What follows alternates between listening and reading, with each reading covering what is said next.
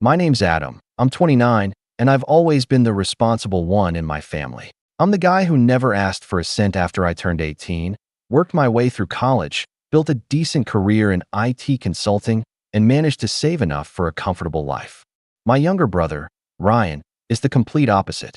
He's 26, still lives with our parents, has bounced between at least a dozen jobs, and somehow always has a brand new gadget, expensive shoes, or the latest phone. Whenever anyone asks how he affords it, he just shrugs and says, "I've got connections." What he really has is a never-ending stream of money from mom and dad, and when that runs dry, he turns to me. Ryan and I have never been particularly close, mostly because every conversation eventually turns into him asking for money. The latest one started 2 weeks ago. He called me in the middle of the day, completely unbothered by the fact that I was in a client meeting. "Bro, I need 20 grand," he said, like he was asking to borrow a pencil. I actually laughed at first because I thought it was a joke. But he was serious, dead serious. Apparently, he wanted to invest in some can't-miss business venture with a friend. The last time he had a can't-miss opportunity, it ended with him trying to sell designer sunglasses out of the trunk of his car. I told him no immediately. I didn't have the patience to hear another one of his half-baked schemes, and even if I did, I wasn't about to hand over that kind of money. That no did not go over well. He got quiet, too quiet, then said, "Wow, I thought you were family," and hung up. That was Ryan's way of guilt-tripping me. In the past, that line would eventually be followed by mom calling me, saying things like, "He's your brother, Adam. You should help him out just this once." Except just this once had happened 6 or 7 times already. Sure enough, a few hours later, mom called. She didn't even say hello before launching into it. "Ryan told me you refused to help him. He's trying to better his life, Adam." I told her I wasn't funding his latest get-rich-quick fantasy. She sighed dramatically and said, "You've always been selfish." The next day, I decided to stop by my parents' place after work because I had left some documents in the study when I was helping Dad set up a new printer last week. Ryan was there, sprawled out on the couch like he owned the place, watching TV on full volume while scrolling on his phone. We barely said 2 words to each other. I grabbed my folder and was about to leave when I realized I'd left my work laptop charging in the guest room the night before. That laptop was my livelihood, custom setup, expensive hardware, all my client files, and years' worth of work. I went to grab it, and just as I was unplugging it, Ryan appeared in the doorway. He leaned against the frame, smirking, and said, "Still not gonna help me out?" I didn't even look up. Nope. I wish I could say what happened next was an accident, but it was too deliberate. Ryan walked past me, picked up my laptop by the edge with one hand, and before I could react, he strolled to the backyard and, without hesitation, dropped it straight into the pool. I froze. The splash echoed in my ears, and my stomach sank like a rock. I managed to get out, "Are you insane?" But he just shrugged and said, "Oh, sorry, guess my hand slipped." The casual tone in his voice was infuriating. My parents came outside after hearing me yell, and before I could explain, Ryan threw up his hands and said, "It was an accident." What made my blood boil was my dad's response. He didn't ask if the laptop could be saved. He didn't ask if I had backups or how much it cost. He just looked at me and said, "Adam, calm down. It's just an accident. It's only a laptop." Only a laptop? That laptop was worth more than Ryan's car. And it wasn't just the cost. It was the work, the trust my clients put in me, the deadlines. I stood there dripping pool water from the ruined machine, staring at the people who were supposed to be my family, and realized they didn't care. Not really. Ryan chuckled, clearly enjoying himself. "Guess you should have helped me when you had the chance." My dad didn't even scold him. My mom just rolled her eyes and muttered something about boys being boys. I wanted to explode, but instead, I just went quiet. I've learned that when people like my family see you angry, it only fuels them. I set the ruined laptop on the patio table and said nothing. That seemed to make Ryan uncomfortable. He expected me to yell or threaten him, but I just gave him a tight smile, grabbed my car keys, and left. That night, I barely slept. I kept replaying the moment in my head. Ryan's smirk, Dad's dismissive tone, Mom's indifference. I could feel something shifting inside me. Normally, I'd just distance myself, maybe cut off contact for a while. But this time felt different. This wasn't just about money or disrespect. This was about crossing a line. And Ryan, He didn't even realize what he had done. He thought it was over. It wasn't. By the time the clock hit midnight, I had already made a few calls and changed a few passwords. Small steps, just the beginning. But at 6:15 a.m. the next morning, Ryan woke up to something he never saw coming. When I say Ryan woke up to something unexpected, I don't mean he woke up to a bang or a scream. It was quieter than that, subtle, but enough to spark the first flicker of panic in him. He called me at 6:18 a.m., his voice tight with confusion. "Hey, my Netflix isn't working. Did you change the password?" I almost laughed. My voice stayed calm. "Yeah, Ryan. Along with the Amazon account, the Hulu account, the shared Apple Music subscription, and the Xbox Live login. You don't pay for them, so you don't get to use them anymore." He was silent for a second before spitting out, "Wow. Petty much?" and hanging up. I thought that would be the end of it for the morning, but by 9 a.m., Mom was on the phone. "Adam, I just got off the phone with Ryan. He said you're punishing him over a misunderstanding." A misunderstanding. That was her word for intentionally destroying a $4,000 laptop. She kept talking before I could even respond. "You know your brother needs those accounts. He doesn't have the money to pay for them himself." I reminded her that he also didn't have the money to replace my laptop, but that point slid right past her. "You're older, Adam. You should be setting an example, not holding grudges." I started realizing just how deep this favoritism ran. To my parents, Ryan was the baby who could do no wrong. If he made a mistake, it was my job to fix it or at least overlook it. If I made a mistake, well, in their eyes, I never got the chance to make one, because they'd already decided I was the cold one. Mom finished the call with her usual, "We're family, Adam. You don't turn your back on family." I hung up without answering, because honestly, I was afraid if I opened my mouth, I'd say something I couldn't take back. Later that afternoon, I had to stop by the house again, this time to pick up some tools I had lent Dad. I debated not going at all, but I didn't want my things mysteriously disappearing. As soon as I walked in, I could feel the tension. Ryan was in the kitchen with Mom, both of them laughing at something on his phone. When they saw me, Ryan put on this exaggerated frown. "Careful, everyone," he said loudly. "Don't get near Adam's stuff, or he'll lock you out of your own accounts." Mom chuckled like it was the funniest thing she'd ever heard. I ignored it and asked Dad for my toolbox. He grumbled something about learning to let things go before finally getting it for me. But Ryan wasn't done. As I was leaving, he followed me to the driveway. "You know, you could just give me the 20 grand and we'd be even," he said with a smug grin. My hands tightened around the handle of the toolbox. "Even?" I repeated, my voice low. "Ryan, you destroyed my laptop." He shrugged. "Yeah, but you're rich, Adam. You'll replace it in a week." "Me? I'm trying to start something here. A real business.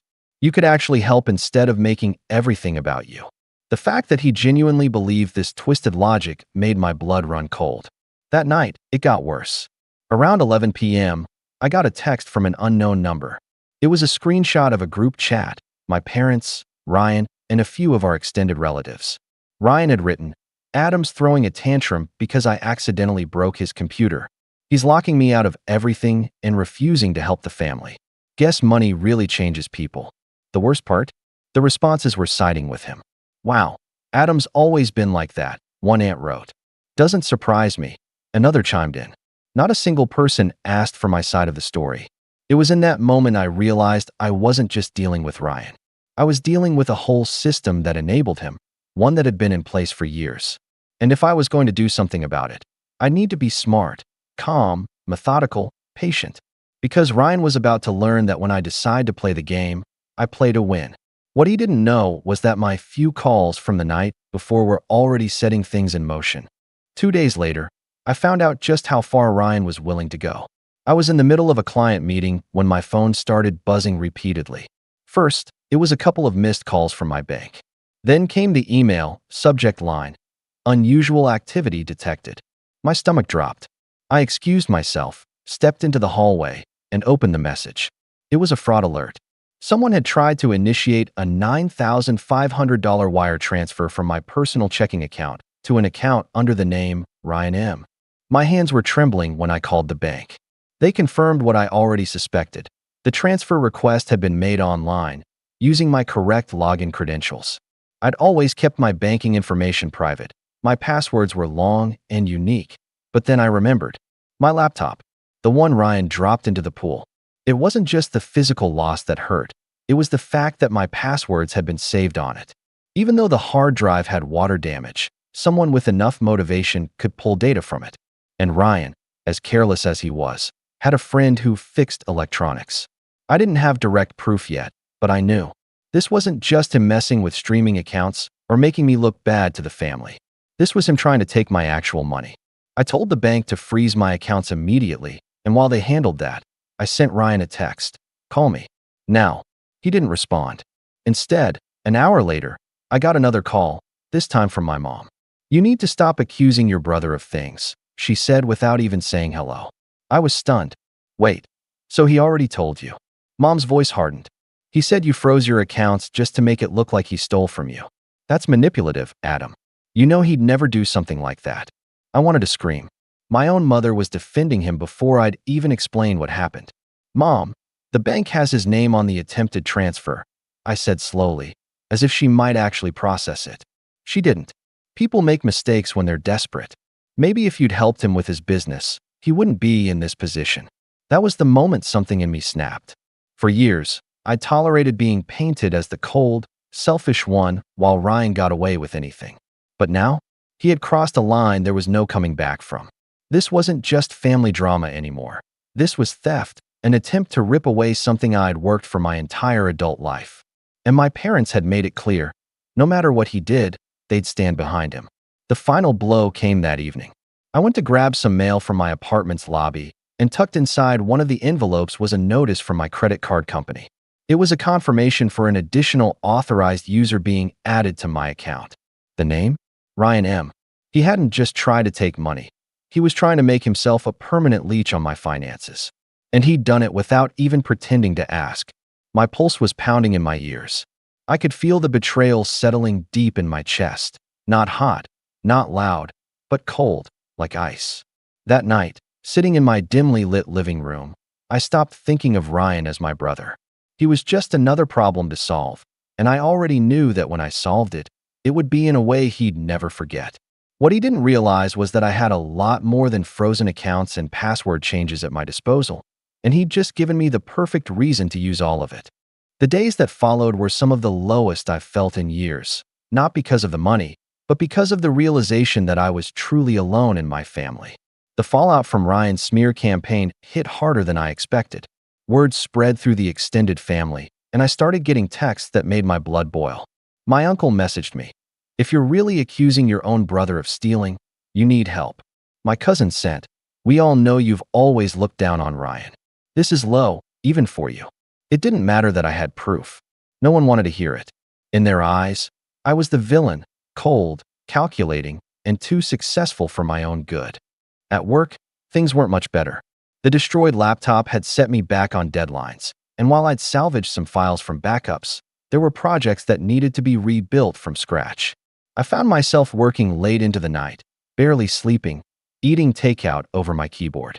Every time my phone buzzed, I braced for another message, either from the bank about more attempted charges or from a family member telling me what a terrible person I was. I thought maybe a face-to-face with my parents could fix things, but when I stopped by their house, I didn't even make it past the front door. Dad stood in the entryway, arms crossed. "We don't appreciate the way you're treating your brother," he said flatly. "Until you apologize, I think it's best you stay away for a while." I stared at him, waiting for some hint that he was bluffing, but there was nothing in his expression except disappointment. At me, not Ryan. Behind him, I could hear Ryan in the living room, laughing at something on TV. Walking back to my car that day felt like walking out of my own life. The people I thought would always have my back had chosen their side, and it wasn't mine. That night, I sat on my couch in my dark apartment, staring at my phone screen as Ryan's name lit it up. I didn't answer. Then came the voicemail, him laughing, saying, "You should have just given me the money, bro. Would have saved you all this trouble." Something about hearing that broke the last thread holding me back. The frustration, the anger, the humiliation, I stopped fighting it. Instead, I let it settle. Because anger burns fast and hot, but if you let it cool, it turns into something far more dangerous: patience. The next morning, I stopped reacting. I didn't respond to texts. I didn't answer calls. I didn't try to defend myself to family. I went completely silent. To them, it probably looked like I'd given up, like they'd won. And in a way, I let them think that. I kept my head down, worked through my projects, and started quietly tying up loose ends. I closed old accounts, moved funds to places Ryan couldn't touch, and called in a few favors from people outside the family, the kind of people Ryan wouldn't even know existed. The more I thought about it, the clearer it became. Walking away wasn't enough. Ryan would keep taking as long as there was something to take. My parents would keep enabling him as long as they believed he was harmless. They needed to see what he really was, and he needed to feel the weight of every selfish choice he'd made. And as much as they'd like to think otherwise, I had far more control over Ryan's life than he realized. All I had to do was wait for the right moment to use it. That moment was coming sooner than he thought. It's funny how, when you stop wasting energy defending yourself to people who don't want the truth, you suddenly have so much left over to build something better. The first thing I did was upgrade everything. I replaced my ruined laptop with a top-tier workstation, one I had been eyeing for months, but kept putting off because it felt too much. Not this time. I doubled my security, invested in encrypted backups, and subscribed to services that made my workflow bulletproof. The same week, I landed a new contract with a tech firm overseas. It was bigger than any project I'd handled before, and the retainer alone covered the cost of a laptop twice over. The irony wasn't lost on me. Ryan had tried to sabotage me, and all he'd done was push me into a higher gear. Money started flowing in faster than I could have predicted. I streamlined my processes, hired a freelance assistant, and freed up more of my time for strategic work instead of constant firefighting. With the extra breathing room, I started saying yes to opportunities one would have ignored before. Guest speaking at conferences, consulting for startups, even appearing on a tech podcast. My name was getting around, and my rates went up. But success wasn't just financial. I started reconnecting with people outside the toxic family bubble, old friends, professional contacts, even a few extended relatives who'd quietly reached out to say they didn't buy into Ryan's story. I kept those conversations light, never venting about my family, just showing them I was doing well. It wasn't about proving a point, not yet. It was about planting seeds. Meanwhile, I was paying attention. From a distance, I kept tabs on Ryan. I learned his business venture was already falling apart. Shocker. And that he'd been leaning even harder on my parents for cash.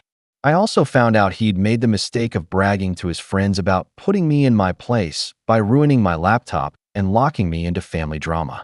What he didn't realize was that a couple of those friends weren't as loyal as he thought. One of them, someone I vaguely knew from years back, sent me screenshots of conversations that Ryan would regret ever having. Between those messages, the bank records from the attempted transfer, and a few other pieces I'd collected quietly, I was starting to build something, a case. Not necessarily a legal one, at least not yet, but a blueprint for dismantling his little empire of excuses. The beauty of it was that he had no idea I was watching, listening, and stacking the cards in my favor. By the time spring rolled around, I wasn't just back on my feet. I was miles ahead of where I'd been before. My business was thriving, my network was expanding, and I was in a position where I could make moves without anyone seeing them coming. And the best part? I kept my silence. No fights, no warnings, no clues for Ryan or my parents that anything was brewing. Because when I finally decided to make my move, I didn't want them to just feel the shift. I wanted them to wonder how it happened so fast. And they were about to find out. The real turning point came one evening when I ran into someone I hadn't seen in years, Mr. Carson, a family friend who also happened to be the vice president of a mid-sized investment firm in the city. I bumped into him at a networking dinner for tech professionals. We caught up over coffee afterward, and somewhere between casual conversation and business talk, Ryan's name came up. Turns out, Mr. Carson's firm had recently been approached by none other than Ryan and his business partner for funding. The pitch was laughable. No real business plan, unrealistic profit margins, and a clear lack of experience. But the most interesting part? Ryan had listed me as a silent backer in his proposal. My jaw nearly hit the table. Mr. Carson showed me a copy of the proposal on his phone, and there it was, in black and white. Existing backing from Adam M., IT consultant. My credentials, my reputation, being used to prop up Ryan's nonsense without my permission. And worse, he'd attached my LinkedIn profile to it. If anyone in the investment world took that seriously, My name could be tied to a failing scheme I had nothing to do with. That was the moment I knew I had all the leverage I needed. I told Mr. Carson the truth, thanked him for the heads up, and asked him to forward me a copy of the entire proposal. He did, along with an email thread showing Ryan bragging about how my involvement would make investors trust him. With that, the puzzle was complete. I had bank records of his attempted wire transfer, the unauthorized credit card edition in his name, screenshots of him bragging about ruining my laptop, evidence of him misusing my professional reputation for his fake business. On their own, any of these could cause trouble for Ryan. Together, they could burn down every bridge he had left. But I wasn't just thinking about exposing him. I wanted to control the narrative. If I timed this right, I could make sure that when Ryan's downfall came, it wouldn't look like revenge. It would look like the natural consequence of his own arrogance. And if I played it even smarter, I could make sure my parents saw the truth without me ever having to say, "I told you so." To set the stage, I began reaching out to a few key people, mutual acquaintances, colleagues of my parents, even some relatives who had influence in the local community, all under the guise of professional catch-ups. I dropped small, casual mentions about hearing Ryan was working on some big project and hoping it turns out legitimate. I wasn't accusing. I was planting doubt. At the same time, I spoke to a lawyer friend about what could be done if someone used my name without my consent in a financial proposal. Let's just say his response gave me a lot of ideas and even more confidence. By the end of that month, I had positioned myself exactly where I wanted to be, secure in my career, armed with irrefutable proof of Ryan's schemes, and surrounded by people who were beginning to question the golden boy image my parents had built around him. The board was set. The pieces were in place. And Ryan had no idea the game had already started. It began with a single email. I forwarded Ryan's entire fraudulent business proposal, the one with my name plastered all over it, to my lawyer friend. He drafted a formal cease and desist letter, making it crystal clear that using my identity for financial gain without my consent was not only unethical, but could carry legal consequences. The letter was delivered directly to Ryan's email, his business partner's inbox, and, just for good measure, CC'd to my parents. I didn't call him. I didn't explain. I let the silence speak. Within hours, my phone lit up with messages from Ryan. First came the fake outrage. "You're ruining everything." Then the guilt trip. "I thought you wanted me to do better." And finally the threats. "You'll regret this when I make it big." I ignored every single one. My lawyer assured me that silence would rattle him more than any response. 2 days later, I made my second move. I sent the same proposal and evidence of his misuse of my name to every investor Ryan had approached. I didn't editorialize, didn't insult him, just attached the documents with a short message. "This is to clarify that I have no involvement in this venture and do not endorse it in any way." Professional, clean, bulletproof. By the end of the week, Ryan's business partner had dropped him, investors had ghosted him, and the whispers started spreading through the same network my parents loved to brag in. The golden boy had cracks in his armor, and people were starting to notice. But I wasn't done. The third move was my favorite. I compiled the bank records of his attempted wire transfer, the unauthorized credit card edition, and the screenshots of him bragging about ruining my laptop. I packaged them neatly into a secure PDF titled "For Your Records" and sent it to my parents with a short note. "I thought you should see the whole story." No response needed. That one landed harder than I expected. Dad didn't reply. Mom sent one message, just 2 words, "We'll talk." I didn't. Finally, I pulled the quietest, most devastating string of all. Remember those friends of Ryan's who weren't as loyal as he thought?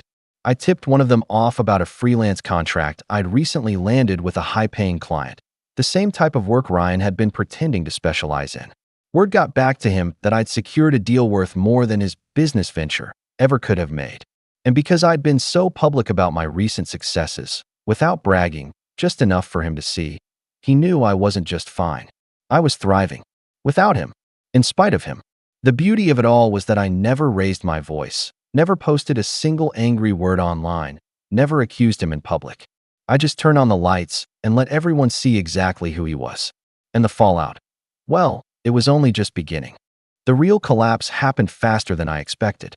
A week after I sent my parents the file, I got a call from my aunt.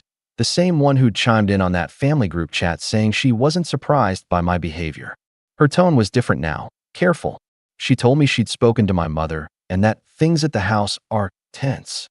Apparently, my dad had gone through the PDF I'd sent line by line, checking the bank statements, the credit card authorization form, and the messages Ryan had sent bragging about destroying my laptop. By the end, there was no room for excuses. It was all in Ryan's own words, in his own handwriting, with his own signature. That night, Ryan came home to find my parents waiting for him in the living room. Dad confronted him, demanding an explanation. From what I was told, Ryan tried to spin the same tired lines. It was an accident. I didn't mean it. Adam's making it look worse than it is. But for the first time in his life, Mom and Dad didn't bite. Dad told him to pack his things and leave. No more handouts. No more just this once. The story spread quickly. Those same relatives who had been so quick to believe him now knew the truth, and the silence from their end was deafening. Friends stopped taking his calls. His so-called business contacts cut him off. Even his connections for quick cash started ghosting him. The golden boy image was shattered, and all that was left was Ryan, broke, unemployed, and exposed. The last time I saw him was 3 weeks later. I was leaving a coffee shop when I spotted him across the street, wearing the same wrinkled hoodie he used to wear around the house, shoulders slumped, staring at his phone. He looked smaller somehow, not just physically, but like the air had gone out of him. Our eyes met for a second. He didn't smirk this time. He didn't say a word. He just looked away and walked off. I didn't feel triumph, exactly. It was something quieter, steadier, a deep, unshakable satisfaction that justice had been served without me lowering myself to his level. I'd given him every chance to stop, to grow up, to respect boundaries. He chose not to. And in the end, he had destroyed himself with nothing more than his own greed and arrogance. As for my parents, they've been keeping their distance. We exchange polite messages on holidays, but the endless lectures about helping family have stopped. I think they finally understand that enabling Ryan wasn't helping him. It was just protecting him from consequences he desperately needed to face. And me? My business is stronger than ever, my life is peaceful, and my boundaries are rock solid. Because if there's one thing this whole mess taught me, it's this. Sometimes the most powerful revenge isn't destroying someone. It's letting them destroy themselves and making sure everyone sees it happen. My name's Adrian, I'm 23, and for as long as I can remember, I've been the background child in my family. Not the black sheep, exactly, more like the invisible one. I was never the kid who caused trouble, but I also wasn't the kid my parents bragged about at dinner parties. That honor belonged to my older brother, Lucas. He's the golden boy, charismatic, athletic, the kind of person who could forget someone's birthday and still have them smiling by the end of the conversation. Me? I was the quiet one with my head buried in books, aiming for achievements that didn't photograph well for Facebook. Graduation day was supposed to be different. I'd worked for years to get here. Endless late nights, working part-time jobs, pulling double shifts to cover tuition gaps when scholarships didn't stretch far enough. I'd imagined that moment for years. The stage lights, my name being called, my family in the crowd cheering loud enough for me to hear them over the clapping. I even saved them the best seats in the auditorium. But that morning, I woke up to a text in the family group chat from my mom. "We won't be able to make it today. Something came up. We'll celebrate soon." I sat there staring at my phone for a good minute, thinking it was some kind of sick joke. I scrolled up to see if maybe they'd explained, but the next message came from Lucas. "We're heading to Aspen for the week. Totally last minute. Can't wait." Mom chimed in a minute later with a string of skiing emojis. No apology. No acknowledgement that my graduation, my college graduation, the first in our family, was happening in less than 4 hours. I didn't reply. I couldn't. My throat felt tight, and the walls of my apartment suddenly felt smaller. Part of me wanted to believe it was a misunderstanding. Maybe they thought my ceremony was later in the week? But no, they knew the date. I'd been talking about it for months. I'd sent them the formal invitation from the university and even a reminder last week. They just chose something else. Chose him. When I got to campus, I tried to push it down and focus on the moment. Friends and classmates were there with their families, taking photos, holding flowers, laughing in clusters on the lawn. I smiled when people congratulated me, but the pit in my stomach kept growing. Every time I glanced toward the section where my family should have been, All I saw were strangers. I told myself it didn't matter. I told myself I'd remember the pride, not the empty chairs. Then my name was called. I walked across the stage, shook hands, smiled for the photo, and that's when I felt my phone buzz in my pocket. It was my dad. A text, "Come home immediately." No explanation. Just that. When I stepped off the stage, I saw the notifications piling up. Missed calls. 37 of them. The same message over and over. "Come home now." I didn't answer. Instead, I stared at the screen, my diploma in one hand, my phone in the other, wondering what could possibly be so urgent that the family, who skipped my graduation for a ski trip, now suddenly demanded I drop everything and rush home. And as I stood there in the middle of the crowd, the noise of celebration all around me, I felt something shift inside. A cold, quiet awareness that whatever was waiting for me at home wasn't just about something coming up. This was the start of something bigger. I didn't know it yet, but that day was going to draw a permanent line in my family's history, the before and the after, and I was about to find out just how deep the divide would go.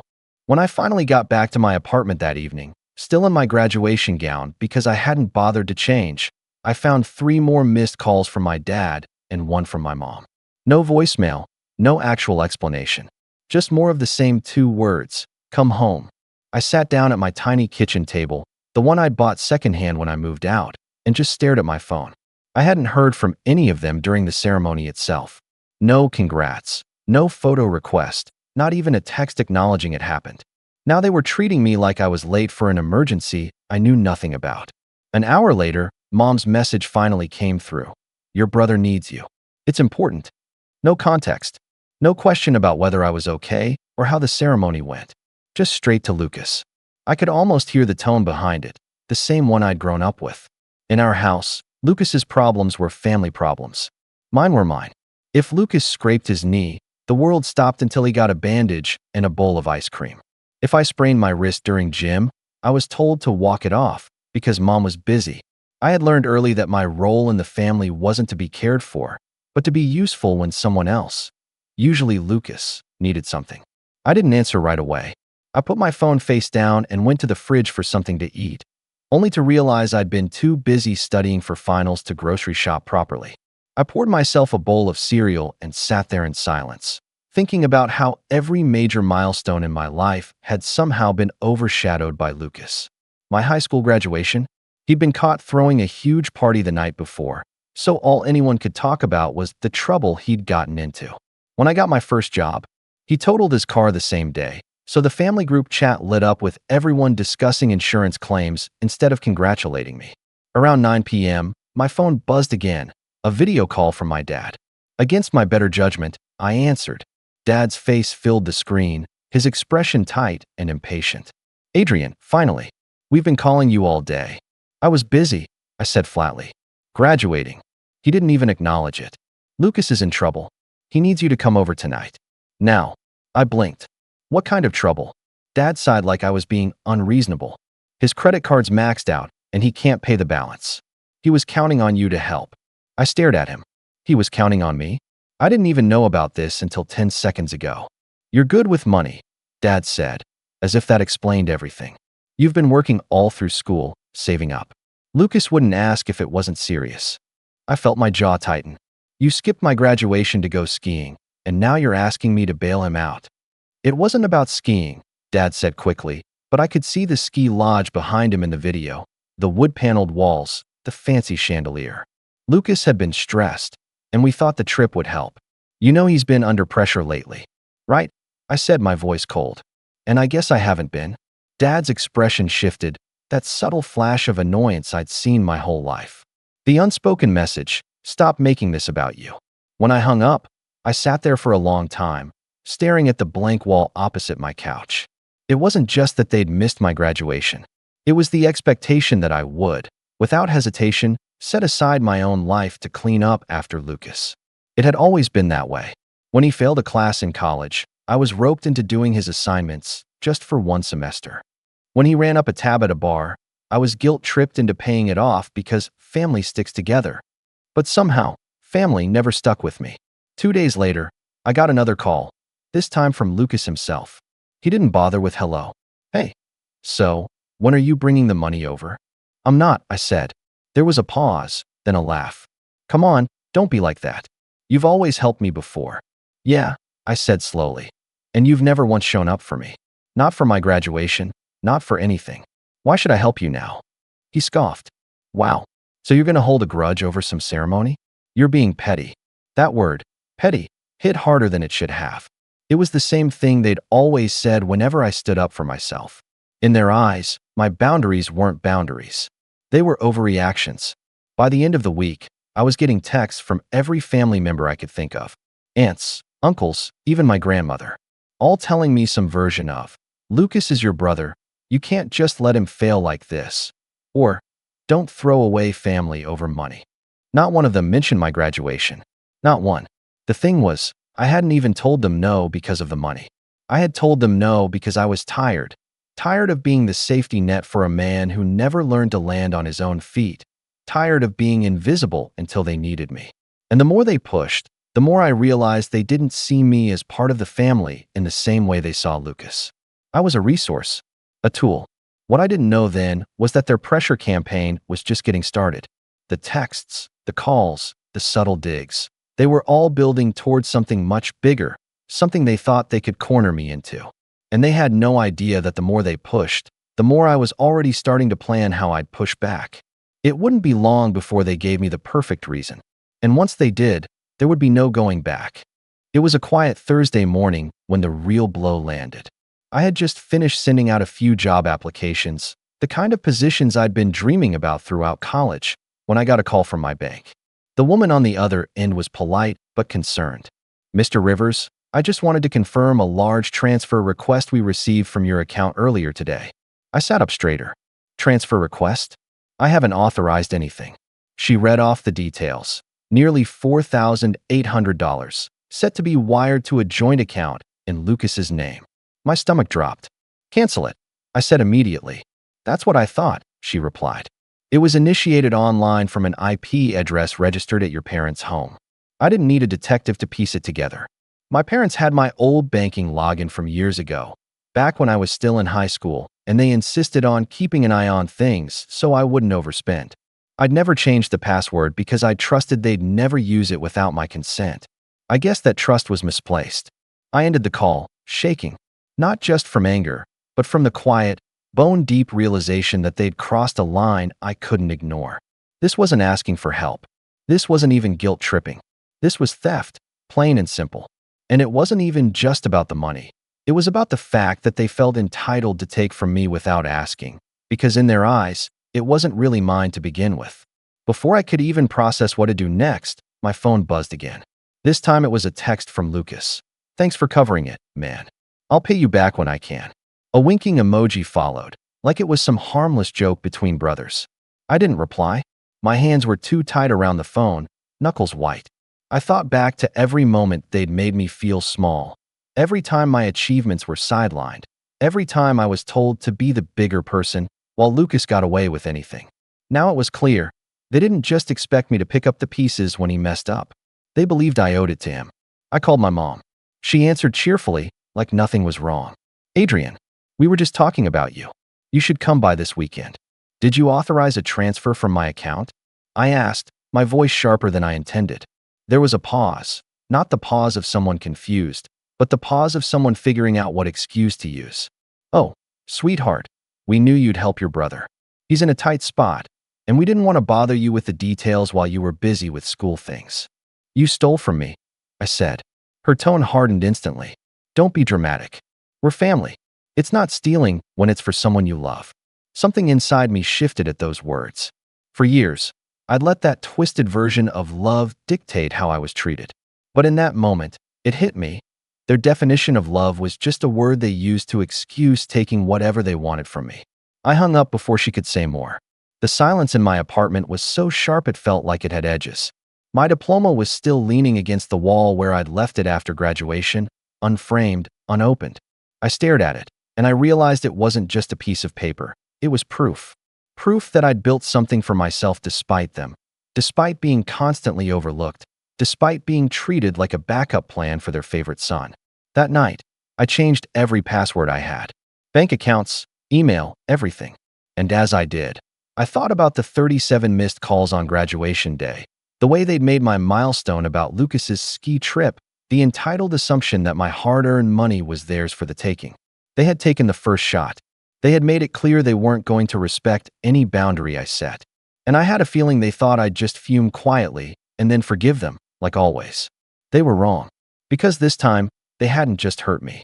They'd given me a reason, a perfect reason, to finally stop playing the role they'd assigned me. And in the days ahead, that reason was going to be the fuel for something they wouldn't see coming.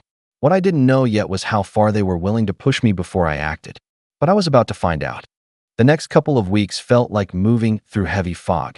I still went through the motions, sending out job applications, making it to a few interviews, but my mind was elsewhere. Every time I opened my banking app, I half expected to see something else missing.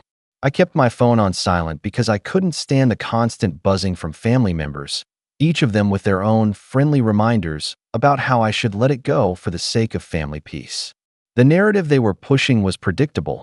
Lucas was stressed, Lucas was struggling, Lucas didn't mean any harm. Somehow, I was the cold one for making a scene about it. The theft had been reframed as a misunderstanding, and my refusal to cave was holding a grudge. It was surreal. I wanted to scream every time someone told me I was being unfair, but I didn't. I didn't give them the satisfaction of hearing my frustration. Instead, I pulled back. I stopped going to Sunday dinners. I stopped answering calls unless they came from numbers I didn't recognize, in case it was a job opportunity. I stopped checking the family group chat entirely. When I finally opened it one night out of morbid curiosity, I saw a string of photos from the ski trip, Lucas posing with his friends, champagne in hand. There were laughing emojis and captions about living life to the fullest. My graduation? Not a single photo, not a single word. That hit harder than I wanted to admit. I tried for years to convince myself that if I just worked hard enough, if I achieved enough, they'd see me differently. That they'd be proud in the same way they were proud of Lucas. But the truth was right there in front of me. I could cure a disease, and they'd still find a way to make it about him. My finances were tight now. Graduation had already drained most of my savings, application fees, rent, basic living costs. And while the bank had canceled the transfer before it went through, there had still been processing fees and a hold on my account for days. I had to scrape by with what I had left. I skipped meals more than I wanted to admit. My apartment felt colder, emptier. It was the first time in years I felt truly alone, not just without company, but without the illusion of support. The worst part? My degree should have been opening doors, but without any real connections or family backing, I was just another resume in a pile. Every rejection email was another reminder that I was on my own now.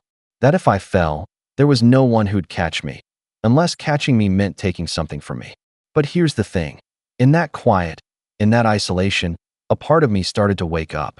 I began keeping a small notebook by my bed, jotting down everything that had happened since graduation. Every call, every text, every piece of manipulation. I started looking back, writing down old incidents too, moments I'd brushed off at the time. When I read it all together, it was like looking at a long, slow-moving train wreck.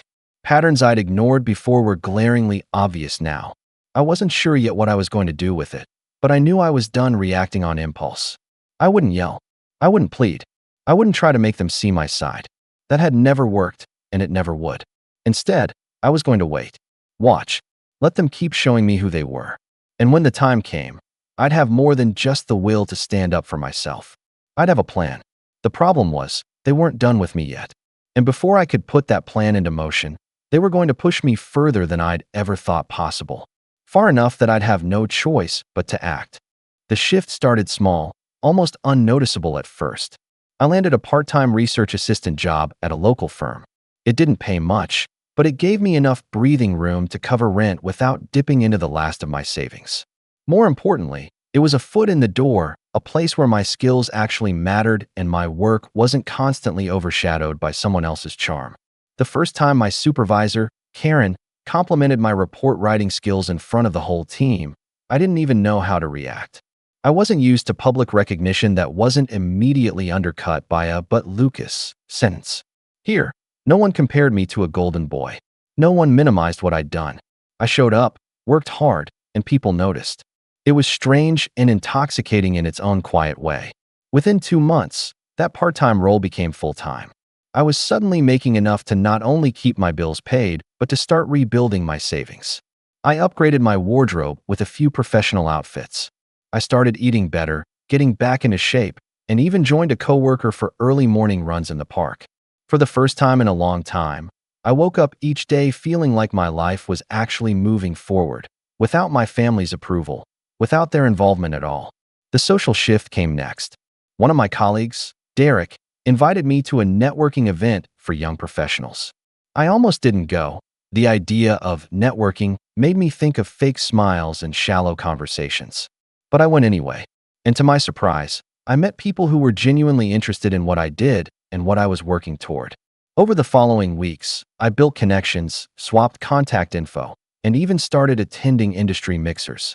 It was an overnight success, but it was steady, undeniable progress. And the best part? My family had no idea. I didn't post about it. I didn't send updates. I learned to love the silence. Every accomplishment felt like a card I was keeping face down on the table, waiting for the right time to flip it over. Financially, I started to pull ahead. By month 4, I'd paid off the small debt I'd carried from my last semester of school. By month 6, I had a growing emergency fund. Around that same time, Karen recommended me for a side consulting gig with a startup. It was only a few hours a week, but the pay was more than generous, and it let me stretch skills I hadn't touched since my senior thesis. That gig snowballed into another one, and before long, I was making more on the side than I had at my original full-time job. I knew the version of me they were used to, the quiet helper, the one who said yes because it was easier than fighting, would have never reached this point. This was new territory. I wasn't just surviving anymore. I was building leverage. And still, I kept my cards close. When my mom called to ask if I was doing okay financially, I gave her the most generic answer possible. I'm fine. No details, no openings for them to gauge how much they could take. The less they knew, the less they could target. But Lucas couldn't help himself. He started sending me casual messages again. Hey man, how's work? Got any plans for the weekend? I recognized it for what it was, testing the waters. He'd done it before after our fights, slowly sliding back into my life until he could ask for something. This time, I didn't bite. I gave short, polite answers. Nothing more. And yet, I could feel something brewing. Call it instinct. Call it the years of watching how my family operated. The tone of their rare messages had shifted. Polite, even warm, in a way that felt rehearsed. I didn't know exactly what they wanted yet, but I could guess. Money, favors, something that benefited Lucas at my expense. What they didn't realize was that they weren't dealing with the same person anymore. I wasn't the broke, dependent college student they could corner with guilt trips. I had resources. I had connections. And for the first time in my life, I had the means to say no and make it stick. Still, I didn't move first. I knew that if I waited, they'd hand me the perfect opening. They always did. And when that moment came, I wouldn't just say no. I'd make it clear, in a way they couldn't ignore, that the old version of me was gone for good.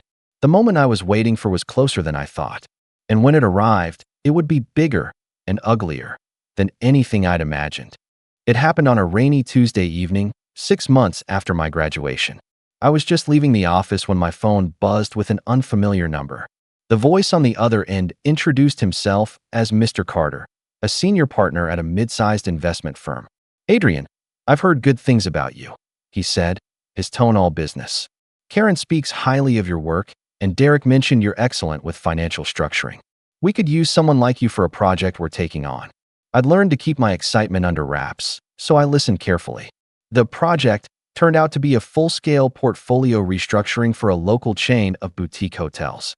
It wasn't just a job, it was a chance to work directly with high-net-worth clients, to get my name in rooms I'd never even known existed a year ago. The fee they offered for my role was more than my monthly salary at my regular job. I said yes. Over the next several weeks, I threw myself into the work. It was demanding, late nights, endless spreadsheets, constant strategy calls, but I was in my element. My input started to shape decisions. The chain's owner, a sharp but personable man named Michael Reeves, took notice. You're not just good with numbers, he told me one night over dinner with the project team. You understand how people think. That's rare. I didn't know it then, but Michael would end up being one of the most valuable connections I'd ever make. He had deep ties to the local business community, and was well respected in circles my family couldn't even dream of entering.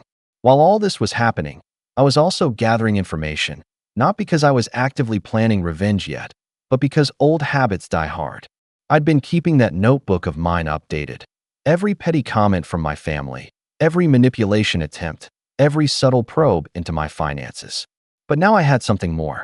Through casual conversations with family friends at networking events, it's amazing what people will share over a glass of wine. I learned that Lucas had been trying and failing to get backing for a business venture. Apparently, he'd pitched a half-baked idea for a luxury sports bar to several investors, but no one was willing to touch it. One comment stuck with me. If he can't get someone to co-sign a loan soon, he's sunk. Your parents are really stressed about it. I tucked that away in the back of my mind. I knew my family well enough to see the pattern forming. At some point, they'd try to present this sports bar as a family opportunity, spinning it as a chance for me to support my brother's future. They'd push hard, frame it as an investment, maybe even try to guilt me by saying it would unite the family. And they'd assume I didn't know how bad Lucas's situation really was. Meanwhile, my own position kept improving. When the hotel project wrapped, Michael pulled me aside. You ever thought about starting your own consulting business? You've got the skills, and I've got contacts who'd hire you tomorrow. The idea lit something in me. Within a month, I'd filed the paperwork for my own small firm. It was still just me and a laptop in my apartment, but I had my first 2 clients before I even finished setting up the website. By the end of that quarter, I'd made more than I'd earned in an entire year at my first job. I didn't brag. I didn't even hint at it to my family. I let them think I was still working a modest office job, scraping by. Every time Mom asked, "How's work?" I'd give a vague, "Busy, but good," and change the subject. The less they knew, the better. But privately, I was building something that gave me real power. Not just money, but options. Options to say no without fear. Options to walk away without losing anything.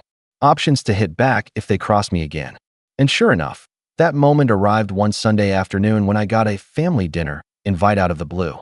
No reason given, just "we'd love to see you." My gut told me this wasn't about catching up. This was the setup. I already suspected what was coming. What I didn't know yet was just how far they were willing to go to try and rope me in, or how perfectly their plan was going to set the stage for mine. I walked into my parents' house on that Sunday evening with the kind of calm you only get when you already know the ending to the story. The smell of Mom's roast chicken drifted from the kitchen, but the atmosphere in the living room was stiff, too rehearsed. Dad was sitting in his armchair, hands folded like he was hosting a board meeting. Lucas was on the couch, leaning back casually, but his eyes were just a little too bright. After the usual hollow greetings, Mom poured me a glass of water and said, "We're so glad you could make it. There's something exciting we want to talk about, a family opportunity." I almost smiled. There it was. Lucas launched into his pitch, complete with printed brochures and a laptop presentation. He talked about the sports bar of the future, about high-end decor and signature cocktails, about exclusive partnerships with local breweries. He used phrases like ground floor opportunity and guaranteed returns. I listened, nodded occasionally, and didn't interrupt. When he finally finished, Mom leaned in with that expectant smile. "We've already got interest from a few investors, but we'd love to keep it in the family. We thought you could come in as a primary backer. It'd be such a great way to bond." "Really?" I asked, keeping my tone neutral. "And how much are we talking about?" Lucas didn't flinch. $150,000 to start. But you'd own 30%. Huge upside, man. I set my glass down and leaned forward slightly. "That's a big ask. So, just out of curiosity, have you told all your potential investors about the loan rejections?" The room went still. Lucas's smile faltered. "What?" "I mean, the ones from First State Bank, Harborview Capital, and Westline Financial. The 3 that turned you down because your projections didn't add up." I kept my voice even, but I didn't miss the way Mom's eyes darted toward Dad. I just wouldn't want anyone to feel like they weren't getting the full picture. Lucas's jaw tightened. "I don't know where you're getting your—" I cut him off with a shrug. "People talk, especially in business circles. And I happen to run in a few now." Dad tried to salvage the moment. "Adrian, this is your brother's dream. You're in a good position now. You could really help." That was my cue. I pulled a folder from my bag and slid it onto the coffee table. Inside was a polished, bound copy of my firm's portfolio, clients, contracts, revenue projections. All legitimate, all impressive. You're right, I said. I am in a good position. Good enough to know this isn't an investment. It's a bailout. Lucas's face went red. Mom's mouth opened, then closed again. And here's the thing. I continued, my tone still calm. I don't invest in people who steal from me.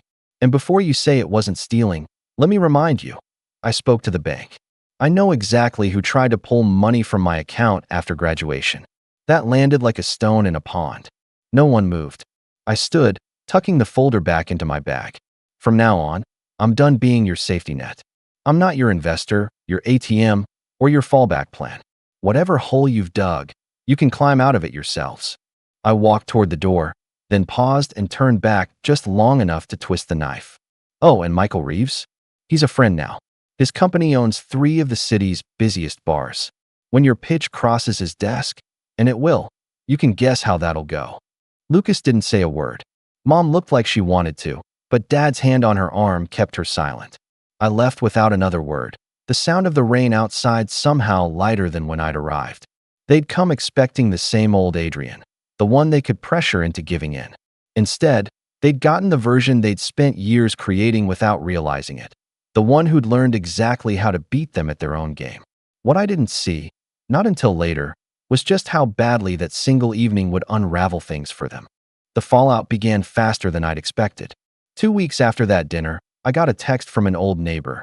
Hey, just saw your brother at the bank. Looked furious. Something happened. That same day, I received an email from Michael Reeves confirming my suspicion. Lucas had, indeed, sent him the sports bar proposal.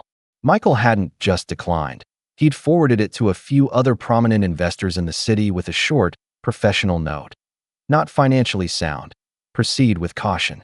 Within days, Lucas's ground floor opportunity was dead in the water.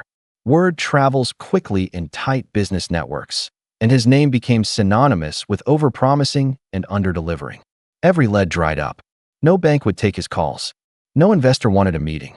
That alone would have been enough, but my parents' reaction sealed it. Mom called me late one night, her voice tight. Do you know what you've done? Your brother's future is ruined. We had to take out a line of credit on the house to cover his debts. I kept my voice even. I didn't ruin anything. I just stopped protecting him from the consequences of his own choices. There was silence on the line. I could almost hear her swallowing back whatever she wanted to say. When she finally spoke, it was softer, but colder. You've changed. Yes, I said. I have. And I hung up. Over the next month, I kept my distance. My consulting firm continued to grow, and I moved into a larger apartment downtown, one with a skyline view I'd dreamed about since my first year of college. The few mutual friends I still shared with my family began to quietly acknowledge what I'd always known. The golden boy shine had worn off, and the cracks were showing. Lucas had picked fights with several of them after his failed business, blaming the market, bad timing, and even me, but no one was buying it. The last time I saw him was by accident.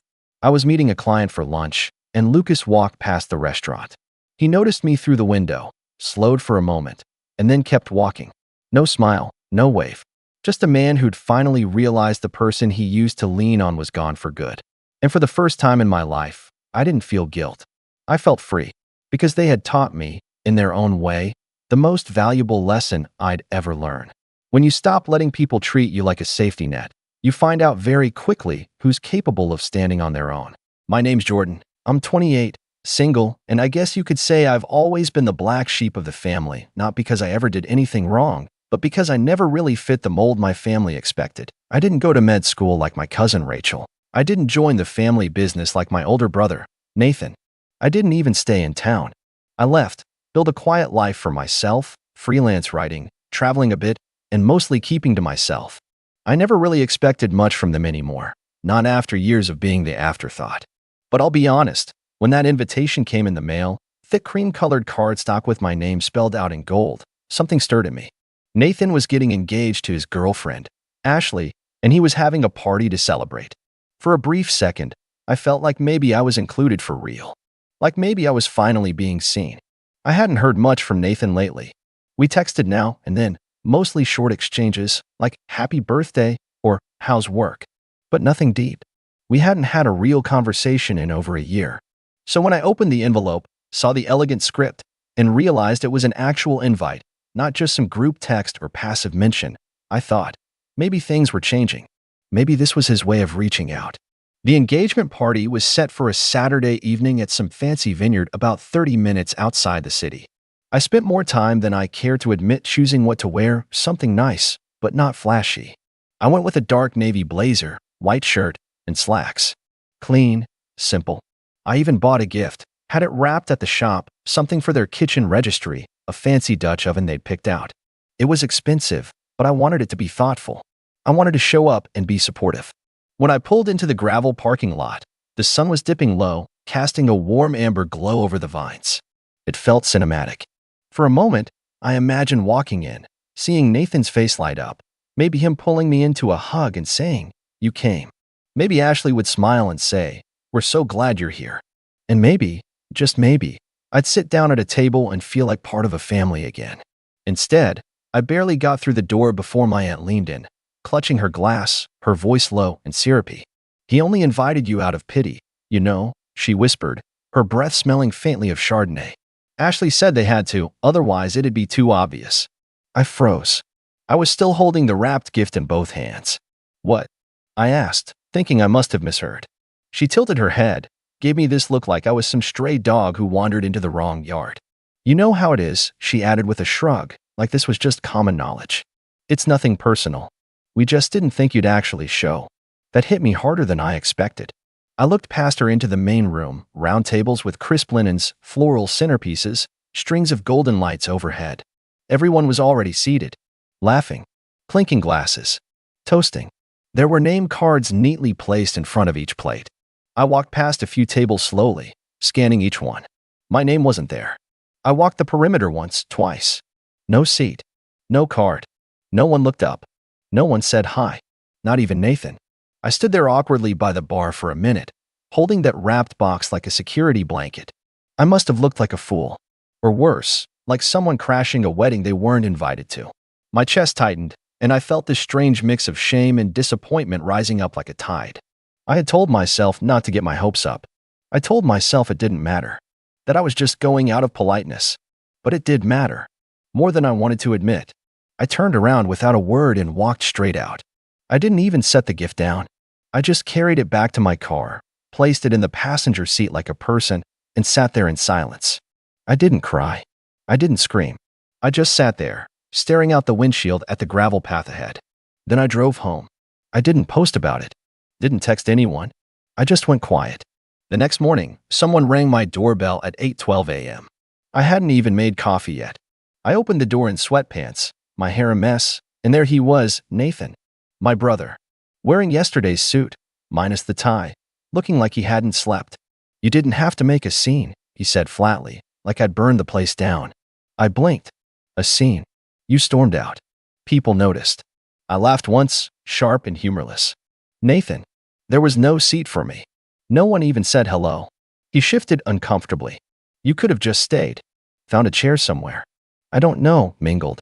"I wasn't supposed to be there, was I?" I asked. "You didn't plan for me." He didn't answer right away. Then he said, "Look, Ashley handled the seating, all right? I told her to keep it small. I didn't think you'd make a big deal out of it. So I was invited out of pity," I said quietly. "That's what Aunt Linda said." He sighed and rubbed his face. "She talks too much. She wasn't supposed to say that." I stepped back from the door, suddenly very tired. "You should go, Jordan." "No, really. If this is the part where I'm supposed to apologize for embarrassing you, it's not going to happen." He looked hurt, like he hadn't expected that.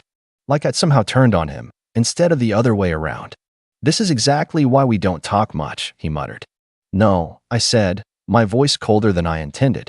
"We don't talk because you only remember I exist when it's convenient. When you want to feel good about inviting the other siblings so no one can say you didn't." He didn't respond, just stared at me for a moment, then turned and walked down the porch steps, back to his car. As he pulled away, I looked over at the kitchen table, where the engagement gift still sat, still wrapped, still unopened. I didn't even know what to do with it anymore. Give it away? Return it? Leave it on his doorstep? That moment stayed with me. Not just the whisper from Aunt Linda, or the lack of a name card, but that stunned look on Nathan's face when I refused to play along. When I didn't accept my role as the forgotten sibling, grateful just to be near the table, even if there was no seat. But I wasn't done yet. Not by a long shot. Because if I wasn't part of the family, then I didn't owe them anything. And I had something they'd all conveniently forgotten about. Something they were going to need very soon. Let's just say they were going to remember my name, whether there was a card or not. For a few days, I went completely quiet. Didn't answer texts. Didn't open social media. Just disconnected. It wasn't out of spite. It was survival. I needed space to think, to feel, to let the sting fade so I could breathe again without tasting bitterness. But underneath the silence, I was thinking, remembering. See, what most of my family didn't know, because they never cared enough to ask, was that for the past 3 years, I'd been helping out behind the scenes with something pretty important to all of them. My grandfather's trust. Before he passed, Grandpa Thomas made me one of the trustees on his estate. Quietly. He didn't make a show of it, didn't announce it at a family dinner or send out a formal notice. He just pulled me aside one day, the last time I visited him at his old house in Vermont, and said, "You've got a good head and a quiet heart, Jordan. I want you to help make sure the money doesn't ruin the family." At the time, I didn't understand what he meant. I thought he was just rambling about taxes and accounts. But then the paperwork came, the lawyers, the meetings.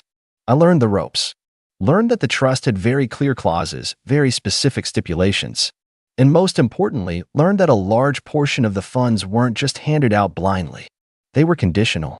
Things like education support, mortgage subsidies, even business loans, those required approval from the trustees. Me and a firm out of Boston. Nathan's entire business, in fact, his entrepreneurial consulting agency that he liked to brag about at every family event, had received a sizable loan from that trust 2 years ago. He didn't know I had anything to do with it. Grandpa had asked me not to say. Said it would be better that way. But now? Now I was starting to think that promise had run its course. A week after the party, I got an email from the firm. A new disbursement request had come in. From Nathan.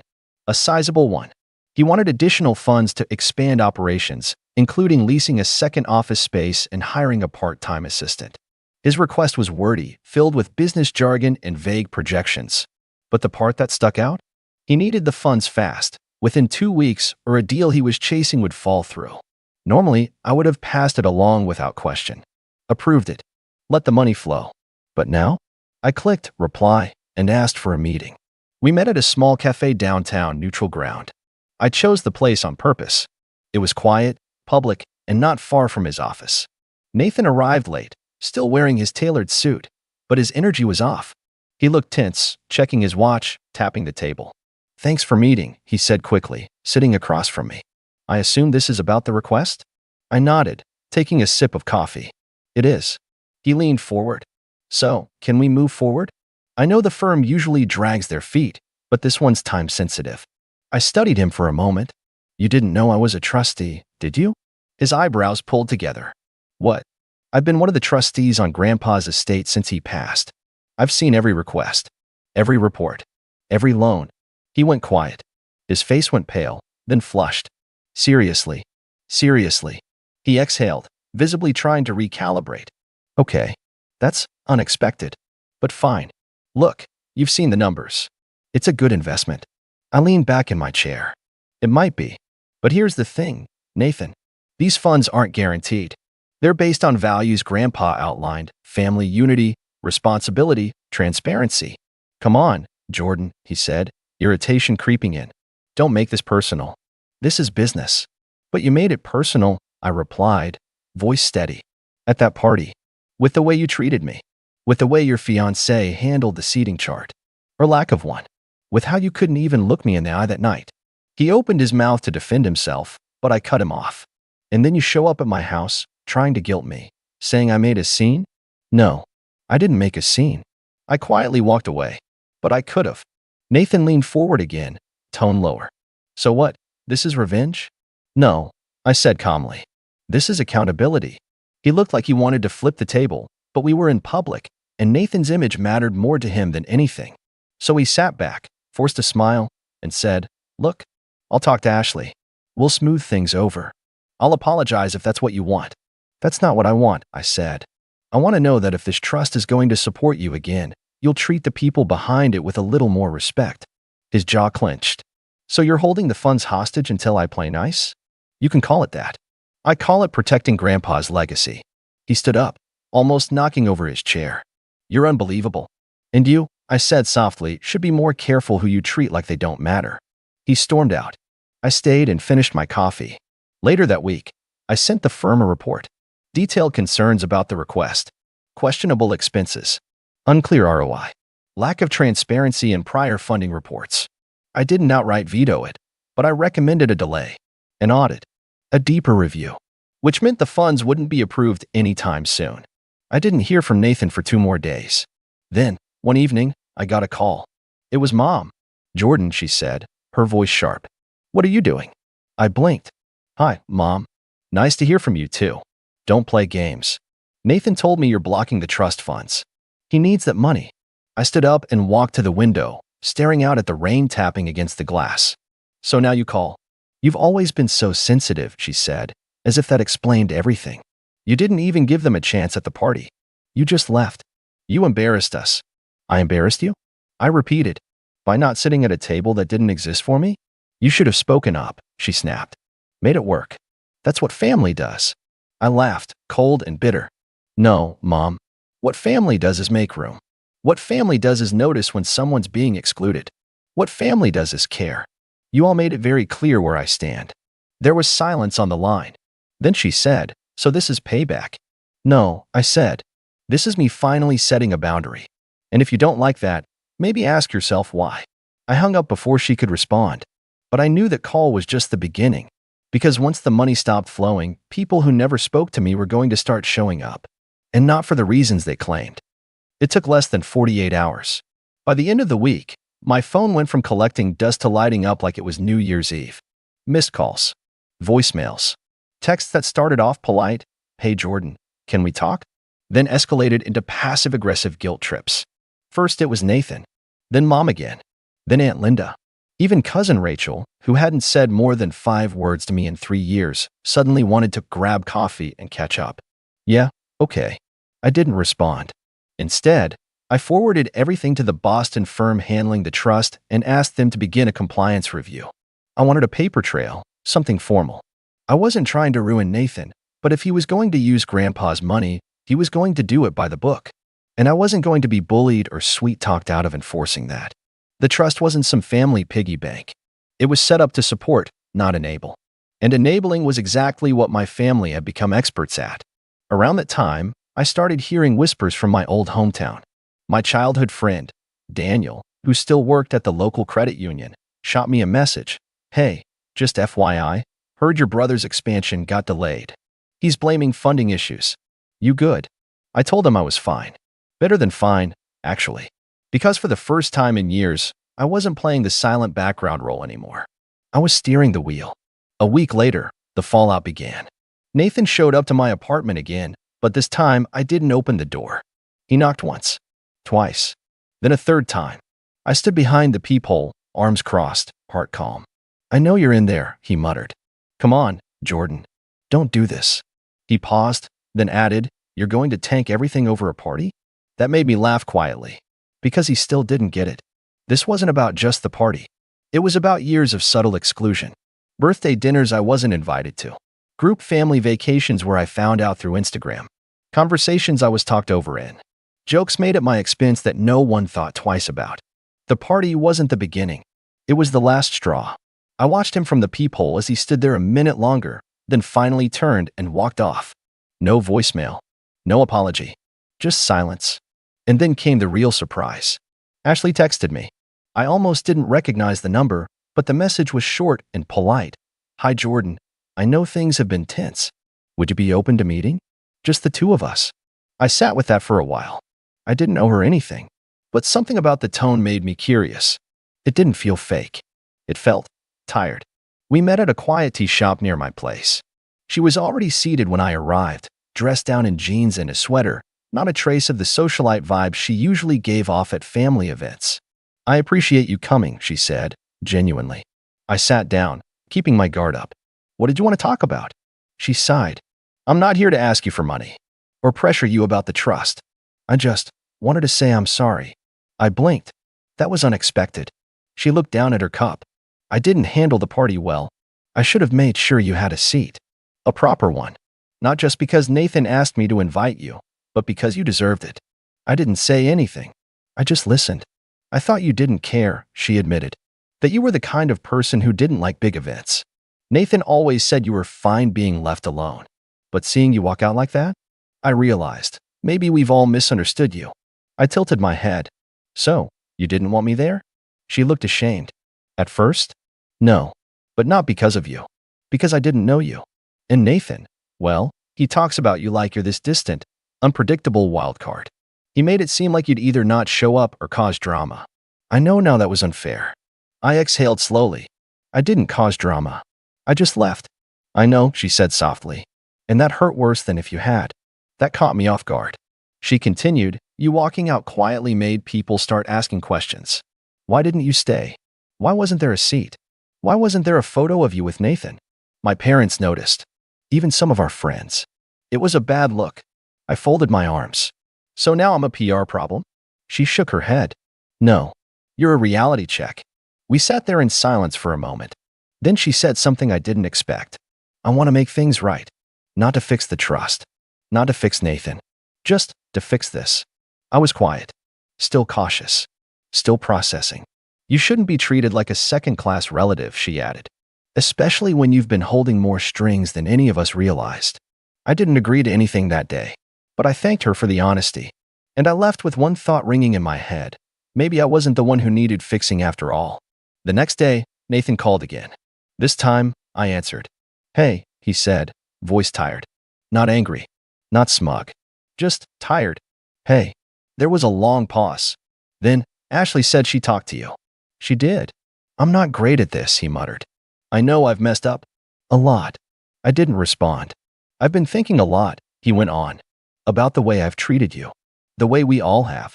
I always assumed you were fine on your own. That you didn't want to be included. So I didn't push. Didn't invite. Didn't think twice. That's convenient, I said. Easier to believe someone doesn't want to be included than to admit you've left them out. He was quiet. I could hear him exhale on the other end. You're right. Another pause. Then, I'm not asking you to approve the funds. Not anymore. I just want to talk. Properly. Maybe grab lunch? Just you and me. No pressure. I didn't answer right away. Because for the first time, he wasn't coming to demand or defend. He was just showing up. And maybe that was a start. But I wasn't going to let my guard down completely. Not yet.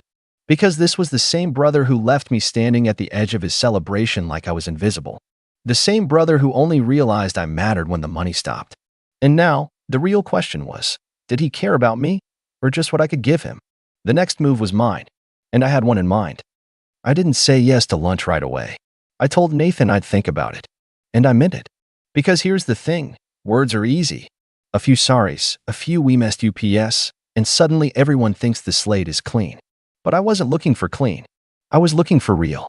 And real takes time. Real takes action. So, I waited. A few days passed. Then a week. No follow-up calls. No desperate voicemails. It was oddly peaceful. I thought maybe Nathan had given up, accepted my silence as a no. Then, one morning, I got a letter. Not an email. Not a text. A physical letter. Handwritten. 3 pages. It was from Nathan. I sat at my kitchen table with my coffee and read the whole thing, twice. It wasn't perfect. Parts of it felt like he was still trying to justify himself, still trying to rationalize the years of silence, of exclusion. But buried in all that, there was something genuine. He told me about the pressure he'd felt taking over Dad's role in the family business. How Mom leaned on him and leaned into the idea that he was the good son, the reliable one. How he'd resented me for having the freedom to walk away from all of it, while he stayed behind and did what was expected. He wrote, I told myself you didn't care because that was easier than admitting I did. I looked at you and saw someone brave enough to live on their own terms. And instead of learning from you, I judged you. I made you the outsider because I didn't know how to be anything but the insider. That part stuck with me. He ended the letter by saying, if you never want to speak to me again, I get it. But if there's a small part of you that wants to rebuild something, even if it's slow and awkward, I'm here. I stared at those last 2 words. I'm here. It didn't fix everything, but it was a start. So yeah, I agreed to lunch. We met at a small diner we used to go to as kids. He picked it on purpose, I could tell. He was already there when I arrived, sipping black coffee, looking nervous. It was a weird full-circle moment, sitting across from him in that old vinyl booth, the smell of pancakes and bacon in the air, like no time had passed. Except everything had. We talked. Not about the trust. Not about the party. Not even about the letter. Not right away. We talked about stupid things, like how weird it was that the diner still had the same jukebox. How Dad still refused to upgrade his phone. How Rachel had recently tried to go viral on TikTok with a video of her dog wearing sunglasses. We laughed. It wasn't forced. It wasn't fake. Eventually, the conversation drifted into deeper water. He asked about my writing, my travel, my last relationship, which had ended a few months ago. I asked about his business, about Ashley, about whether he was actually happy or just checking boxes on some invisible family to-do list. He hesitated, then admitted, I don't know. That, more than anything, told me he was trying. We talked for 3 hours. At the end of it, we didn't hug. We didn't cry. We didn't make dramatic promises to stay in touch. We just said, let's do this again. And I meant it. But that wasn't the end. There was still the matter of the trust. See, even though Nathan had made an effort, there were still structural issues with his business proposal. The review I'd requested had uncovered some questionable spending, nothing illegal, but sloppy, unprofessional, and honestly, not the kind of thing Grandpa would have signed off on. The firm called me a few days later. What do you want to do? They asked. And I realized I didn't want to block him. I didn't want revenge. I wanted accountability. So I called Nathan, told him what the auditors found, told him he had 2 options. He could rework the proposal with full transparency and documentation, or the funds would be denied. I expected him to argue, to get defensive. Instead, he said, fair. Then he paused and added, will you help me fix it? That part one hadn't expected. We spent the next few weeks going through everything. Meetings, calls, spreadsheets. I showed him how the trust board evaluated proposals, how to frame things, what not to say. It was awkward at first, but slowly, something started to shift. We weren't just brothers again. We were teammates. Word got around, of course. Mom found out. At first, she didn't say anything. But then, one Sunday afternoon, she texted me out of the blue. Dinner tonight? No explanation. No emoji. Just dinner tonight? I stared at it for a good 10 minutes. Then replied, why? She answered, because I owe you an apology. I didn't go. Not that night. But I didn't block her either. Because like I said, real takes time. Ashley and Nathan eventually sent out new wedding invitations. Same couple, same location, but a completely different approach. This time, my name was not just included. It was printed first on the list of family members in the inner envelope. There was a handwritten note from Ashley tucked inside. We'd be honored if you came. There's a seat with your name on it, literally. And you know what? I went. The wedding was beautiful, classy, thoughtful. And when I arrived, the first person who greeted me was Aunt Linda. But this time, she looked mortified. Jordan, she said with a tight smile. So glad you could make it. I smiled back. Didn't think I'd actually show, did you? Her cheeks flushed. Well, of course we hoped. I have a seat this time, right? I asked, walking past her. I found my table, table 3, close to the dance floor. My name was there, engraved on a thick white card in elegant script. Next to it, a small place card that read, thank you for holding us accountable. Funny how things come full circle. What started as an insult, being invited out of pity, had turned into something else. I was no longer the forgotten sibling, no longer the outsider. But I didn't need to be the center of attention either. I just needed to be seen. And now, I finally was. Not because I made a scene, but because I made a choice. To stop apologizing for existing in the shadows of people who never offered me light. To stop letting guilt dictate my boundaries. To speak up. To walk out when I needed to. And to walk back in on my own terms when I was ready. Because sometimes, the quietest exits make the loudest impact. And sometimes, the seat no one saved for you becomes the one everyone remembers.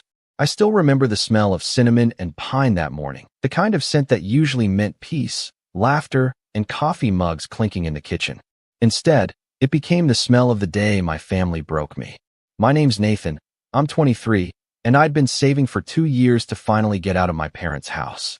I had a decent remote tech job, a beat-up car, and a simple dream. Move into a small apartment, maybe adopt a cat, and live without walking on eggshells. But my parents, well, they've always had a different definition of family. To them, It meant sacrifice. My sacrifice. It started with my sister, Lily. She's 26, the golden child, and somehow the sun never stops shining on her. She's the kind of person who could crash your car and make you apologize for not having better brakes. Growing up, everything revolved around her. Her ballet recitals, her failed college attempts, her next big opportunity. I used to joke that my parents didn't need a family tree, they needed a spotlight. But deep down, I didn't really joke. I just accepted my role, the quiet, dependable one who never made trouble, never needed help, and never got any either. This Christmas morning, I woke up to the sound of their voices in the kitchen. Mom was humming carols off-key like always, and Dad's voice had that low, serious tone he used whenever he was about to discuss something important. I came downstairs in my usual lazy morning clothes, flannel pants, hoodie, socks half off my feet, expecting presents, maybe pancakes, the usual fake cheer. But when I reached the bottom of the stairs, I froze. Sitting at the kitchen table were my parents, both dressed like they were about to head to church. And there was a white envelope sitting right in front of them. "Morning," I said carefully. "What's this?" Dad gestured to the chair across from him. "Sit, Nathan. We need to talk." Now, I'd had enough "we need to talk" moments in my life to know that nothing good ever followed that phrase. I sat down anyway, hands tucked between my knees. Mom reached across the table and patted my arm like she was about to break bad news gently, except her eyes were already darting to Dad for permission to speak. "Honey," she began, "your father and I had to make a hard decision." I frowned. "About what?" Dad cleared his throat. "About family priorities." Those words hung in the air like smoke. Before I could ask, he pushed the envelope toward me. I opened it, expecting maybe a card or a note. Instead, I found a printed bank statement, mine, and a receipt. For my laptop, my brand new MacBook, the one I'd bought 3 months earlier for work. At first, I thought it was a mistake. "This is my account," I said slowly, flipping through the pages. "Why are there withdrawals? And what's this about my laptop?" Mom sighed, as if I'd just asked something childish. "We sold it, sweetheart. You'll understand when you hear why." I laughed, not because it was funny, but because my brain didn't know what else to do. "You sold my laptop?" "You what?" "That's my work computer." Dad's expression didn't change. He just folded his hands. "Your sister's situation is serious, Nathan. She found a nice apartment downtown. Perfect location, safe area, and it's close to her job. But she needed a down payment immediately. We had to act fast. It took me a second to process that." "So you just took my savings? And sold my laptop?" Without asking me. Mom's voice sharpened. "Don't raise your voice. We didn't take it. We used it for something important. You'll get another laptop someday. But Lily needs stability now. She's starting her life." Starting her life. The phrase echoed in my head like a bad joke. I'd been working 70-hour weeks freelancing, saving every bit I could, skipping vacations and dinners out, and they'd used my money for Lily's stability. Then Dad pulled another paper from his folder. "There's one more thing. The lease requires a guarantor. Since you're employed and your sister isn't yet, you'll need to sign here." He slid the document across the table. "If you don't, we can't help her." I stared at the paper. "So if I don't sign this, what? You'll just what? Kick me out?" He looked me dead in the eyes. "If you can't support family, maybe it's time you learn to be independent. You're old enough." There it was, the threat, disguised as tough love. My stomach sank, and a lump built in my throat. I could barely breathe. I wasn't even angry yet. I was just numb. Mom started to speak, softer now, like she was trying to sweet-talk me into compliance. "Nathan, please. Don't be dramatic. It's Christmas. We all have to give a little. Your sister has been through so much this year." "Yeah, so much. Like quitting her third job because the manager was too demanding, or blowing through her savings on designer bags she needed for confidence." I glanced at the tree behind them. Twinkling lights, fake gifts wrapped just for decoration, and suddenly the whole scene looked like a parody. "Do you realize," I said slowly, "that you stole from me?" Dad's expression hardened. "Watch your words." "No," I said louder now. "You stole from me. You took my property, my money, and you're calling it love." Mom stood up, tears welling up instantly. Her favorite defense mechanism. "How dare you talk to your father like that? We've done everything for you." That line. Every time. I could feel my pulse in my ears. I pushed the paper back toward them. "I'm not signing anything." For a moment, no one spoke. Then Dad's chair scraped back. He stood up, towering over me, his voice low but sharp. Then you can find somewhere else to stay. You think you're a man? Act like one. I looked between them, Mom crying quietly, Dad seething, the Christmas lights flickering behind their heads, and I realized something clicked inside me. This wasn't just about money. It was about control. It always had been.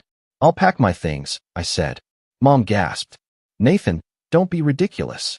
I didn't answer. I just walked upstairs, heartbeat thudding like drums in my chest.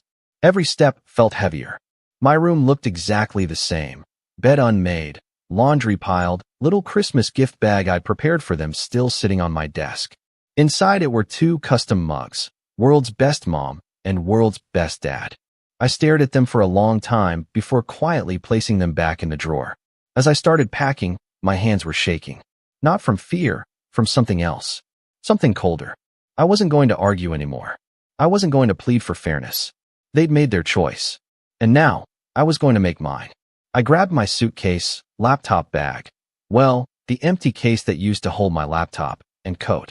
Then I sat at my desk, opened a blank sheet of paper, and began to write. Just 1 page. Short, honest, final. By the time I left the note on the kitchen counter, the sun was starting to rise. I didn't look back when I closed the door behind me. What I didn't know then was that by the next morning, that single piece of paper would throw my entire family into chaos. My sister crying, Mom calling every relative she could, and Dad realizing too late that this time, I wasn't bluffing. But before all that unfolded, before the phone calls and guilt trips and regret, there was that silence. That first, beautiful silence of freedom as I stepped into the cold Christmas air, and finally, stopped being their scapegoat. And that's where everything started to unravel. I spent the night at an all-night diner near the bus station, staring at my reflection in the window while snow kept drifting sideways outside. I didn't even have a plan, just a duffel bag and the kind of emptiness that hums in your chest when something you relied on breaks for good. My phone buzzed a few times, Mom's name flashing across the screen, but I couldn't bring myself to answer. I kept thinking about how calmly Dad had said those words. Maybe it's time you learn to be independent. He'd meant it as punishment, but sitting there with bad coffee and cheap pancakes, I realized he'd accidentally given me permission. The next morning, my old college friend Eric texted back. You can crash here for a bit, he wrote. Couch isn't great, but it's free. That was enough. I caught the first bus out, clutching my bag like it contained my entire life. Because, really, it did. On the way there, I scrolled through my banking app again, hoping maybe there'd been some mistake. The numbers didn't lie. My savings account had been drained to almost zero. Every deposit I'd made over the last 2 years was gone. I'd worked freelance tech support, taken night shifts debugging code for startups that didn't even exist anymore. I'd eaten instant noodles for weeks just to reach that number. Now, it was all gone, replaced by a single withdrawal labeled Transfer, Family Assistance. That label made my stomach turn. Eric's apartment was small, barely 1 bedroom, but it was quiet, and that quiet felt like oxygen. He didn't ask too many questions, just tossed me a blanket, muttered something about parents being complicated, and went back to gaming. I was grateful for that. I needed silence more than sympathy. A few days passed before I decided to check in with my family. Not because I wanted to, but because I couldn't stand the suspense. I texted Mom first. I'm safe. Please don't worry. She replied almost instantly. Where are you? Your father is furious. Come home, we can talk. I didn't respond. An hour later, another message. You're acting childish, Nathan. Lily's crying. She didn't ask for this. That part stung more than I expected. I'd known Lily wasn't exactly innocent, but I didn't think she'd be crying over me leaving. Maybe guilt? I wanted to believe that, until the next text came in. It was from her. You made Mom cry on Christmas, you know that? Over some money. Grow up, Nate. You'll get more. I needed that down payment. No apology. Just entitlement. Pure and simple. I started typing a reply but stopped. What was the point? I deleted the draft, put my phone face down, and decided then that silence would be my weapon. Over the next week, Mom sent more messages. Pictures of the family dinner table, of Lily's new apartment with the caption, "See what your help made possible." Each one felt like salt in a wound. Then Dad joined in with his own brand of guilt tripping. You think you can just walk away? Family isn't a choice. I didn't reply to any of it, but I kept every message. I didn't know why yet, but something in me said to hold on to proof.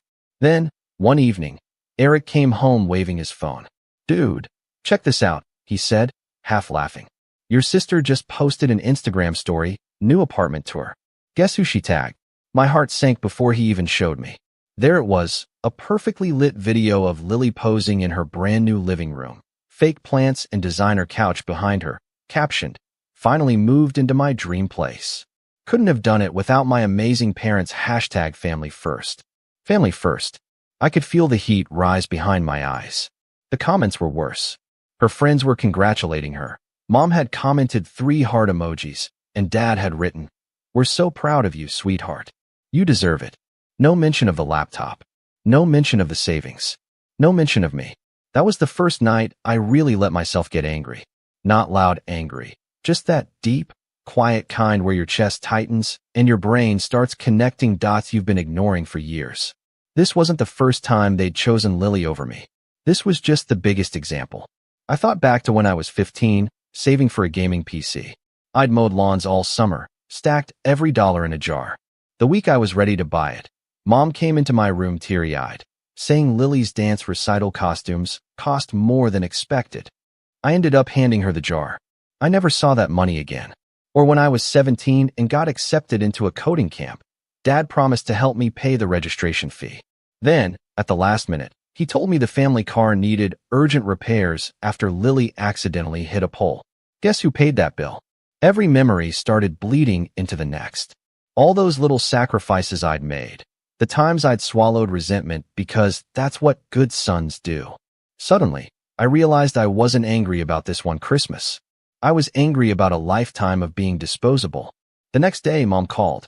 I almost ignored it, but curiosity got the better of me. When I answered, her voice was coated in that sugary concern I'd grown up with. "Nathan, sweetheart, we're worried sick. Why are you punishing us like this?" I laughed under my breath. "Punishing you? You sold my laptop." "You're overreacting," she said quickly. "It was just a temporary solution. Your father's already looking into replacing it when things settle down. You know Lily's situation was urgent." "Mom," I interrupted. "Do you even hear yourself? You took my savings. Without asking. That's not a temporary solution. That's theft." Her tone shifted immediately, from pleading to sharp. "Don't you dare accuse us of that. We've supported you your entire life.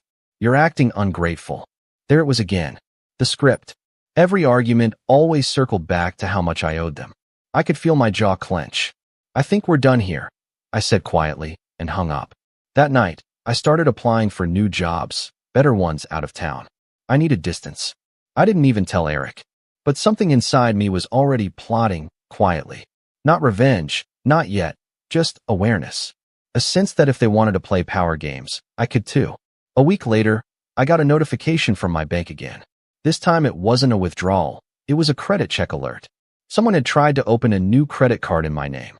My stomach dropped. I called the bank immediately, and they confirmed it. The application had my address on it, my parents' house.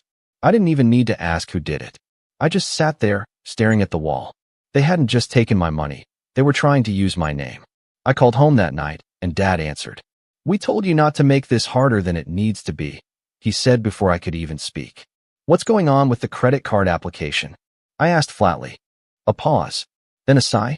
"Your sister needed to build credit for the apartment. We thought it'd be easier if you used my name." I cut in, without asking. He didn't like that tone. "Watch how you talk to me, son. We're doing what's best for this family." I laughed bitterly. "No, you're doing what's best for Lily." He started to raise his voice, but I hung up before he could finish. My hands were shaking again, but this time it wasn't fear. It was a slow, rising certainty that I couldn't let this keep happening. Over the next few days, I began quietly gathering everything. Emails, bank statements, text messages, screenshots of my sister's posts bragging about her new start. I didn't know yet what I'd do with it, but I knew I needed proof. For once, I was going to be the one holding the cards. Meanwhile, Mom kept calling, first to beg, then to guilt, then to accuse. "You've embarrassed this family," she said in one voicemail. "Your sister's friends are asking questions.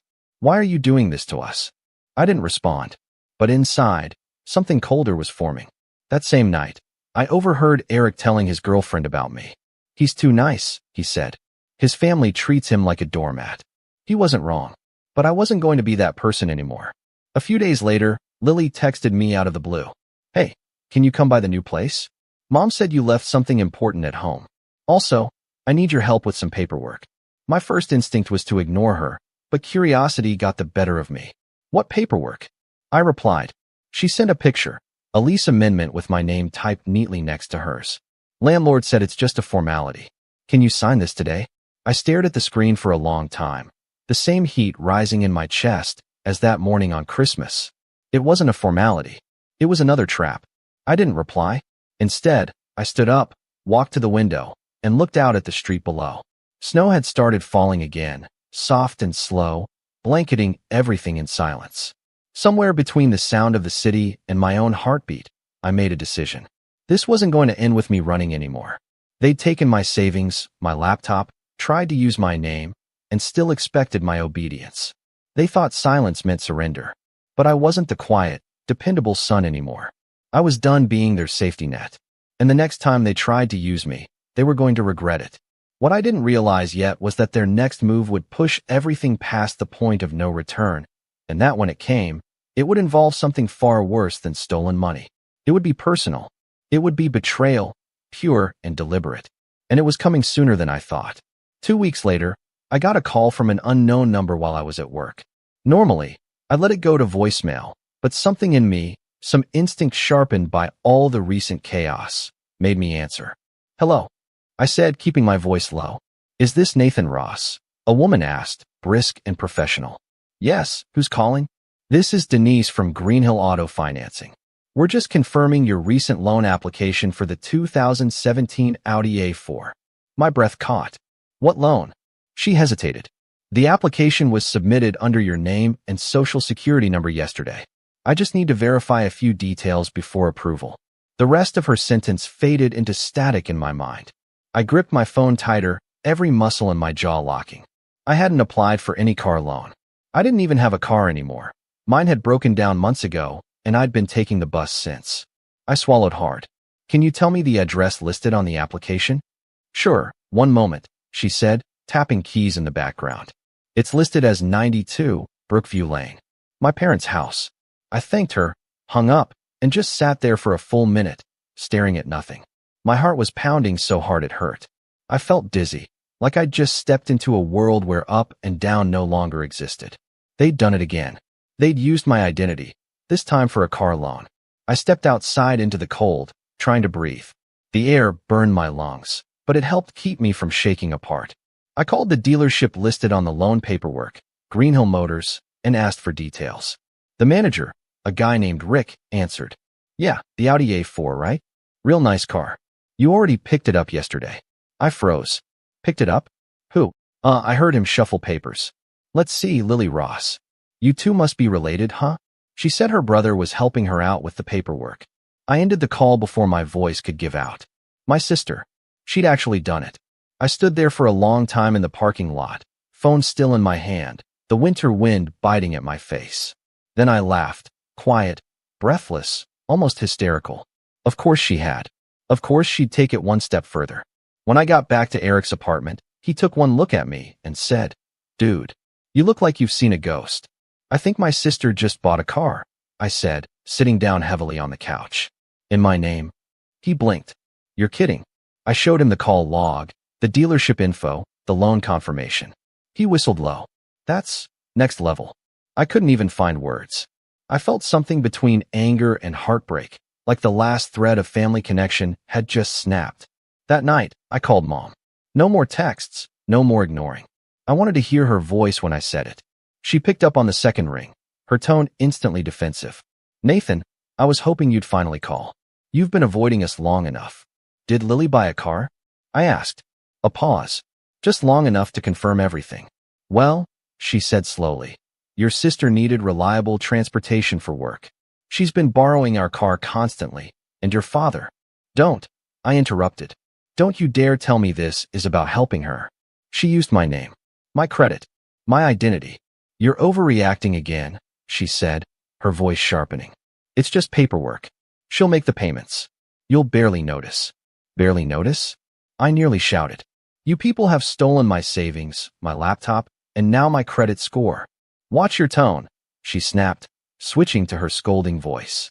We raised you better than this. Family helps each other. You're acting selfish. I laughed, but it came out hollow. No, Mom. Family doesn't help themselves to whatever they want and call it love. Before she could reply, I hung up. My hands were trembling again, that familiar storm building behind my ribs. I opened my laptop, the cheap used one I'd bought since leaving, and started typing an email to Greenhill Motors, attaching copies of my ID and a statement declaring the loan fraudulent. Then I filed a police report for identity theft. It felt surreal, typing suspect, immediate family member. For the first time in my life, I was choosing myself. But the betrayal didn't stop there. A few days later, I got a message from an old neighbor, Mrs. Holbrook. She was like the unofficial neighborhood spy, always peering through curtains and gossiping, but harmless enough. Hey, sweetie, she wrote. I saw your folks and sister out front yesterday. Looked like a celebration. Lily got a new car, and your dad was showing everyone your gift. So generous of you. My blood ran cold. I called her immediately. What did he say? Oh, he was bragging, she said, chuckling. Told the neighbors his son was doing so well now. He bought his sister a car as a surprise. Said it's nice to see you giving back to the family after they supported you all these years. My throat went dry. He said that. Word for word, dear. When I hung up, something inside me broke for real. Not the fragile, hurt kind of break, no. This one was quiet, deliberate, irreversible. Like glass being crushed underfoot. They'd turned my theft into a story of generosity. They'd humiliated me and called it pride. That weekend, I went home. I didn't warn them. I didn't text or call. I just showed up, standing on that same porch where I'd once left my farewell note. The driveway gleamed with a silver Audi parked neatly beside Dad's old truck. My stomach twisted. I knocked once. Mom opened the door, startled. Nathan. Oh my goodness, honey, you came. She looked like she wanted to hug me, but I stepped back. Where's Lily? I asked. She frowned. She's inside. What? Before she could stop me, I walked in. The living room was spotless, the same holiday decorations still up. Lily was sitting on the couch, scrolling through her phone, legs crossed. When she saw me, she smirked like nothing had happened. Well, look who decided to show up. I didn't speak. I just looked at her. How's the car? I asked finally. She blinked. Excuse me. The Audi, I said evenly. The one you bought in my name. Her smile faltered. I don't know what you're talking about. Mom stepped in quickly. Nathan, please. Let's not do this right now. No, I said louder now. Let's do exactly this. Dad came out of his office, irritation already in his eyes. What's this about now? You know what it's about, I said. You're parading that car around the neighborhood like I bought it for her. Do you think I'm stupid? His voice dropped to that familiar warning growl. Lower your tone. No, I said again. Not this time. You've stolen from me. You've lied about me. You've turned me into your scapegoat for years. I'm done pretending this is normal. Lily scoffed, crossing her arms. Oh, come on. It's just a car. You act like we took your soul or something. I turned to her, my voice quiet but steady. You did, actually. You took everything that made me trust you. For a moment, no one said anything. The tension in the room was thick enough to choke on. Then Dad stepped forward. You've got a lot of nerve coming here, accusing your family. We did everything for you. Roof over your head, food on your plate. And this is how you repay us? By dragging us through the mud. I looked at him, really looked at him. The man I'd spent my whole life trying to please. And for the first time, I didn't see authority. I saw a bully hiding behind the word father. I took a deep breath. You can keep the car, I said finally. But the story's going to change. Everyone's going to know the truth. Mom gasped. Nathan, don't you dare. But I was already heading for the door. I didn't yell. I didn't slam it. I just walked out, leaving their stunned faces behind. Outside, the cold air hit me like a reset button. My heart was hammering, but I felt lighter. They had crossed the final line. And for once, I wasn't powerless. They thought I'd disappear quietly again. But this time, I had proof. I had every message, every bank statement, every lie documented. And before long, the entire world was going to see who they really were. I didn't know it yet, but the next step, my quiet plan for payback, was going to explode in ways none of us could have predicted. Because when I finally decided to get even, I wasn't just going to clear my name. I was going to make sure they never used mine again. When everything finally blew up, it didn't happen in a single cinematic moment. It happened in tiny, grinding ways that wore me down until I couldn't hide the cracks anymore. The bank called about late payments on the fraudulent car loan. The credit card company sent polite but urgent letters threatening collections if the account holder didn't respond. My email was full of unfamiliar alerts, loan inquiries, verification attempts, password reset emails for accounts I hadn't opened. I spent nights hunched over my laptop at Eric's place, feeling like I was trying to hold a house together with duct tape and elbow grease. Every new notification was another nail in the coffin of whatever normal life I thought I had. Rock bottom wasn't dramatic. It was a stack of bills I couldn't pay because accounts had been frozen pending fraud investigations. It was an angry voicemail from a client I'd helped for years who assumed I'd disappeared. And it was the slow, humiliating realization that my parents had weaponized my own identity to prop up their favorite child. I remember sitting on the curb outside a 24-hour convenience store, cradling a paper cup of coffee that had long gone cold, and thinking, for the first time in my life, that maybe I had no one left.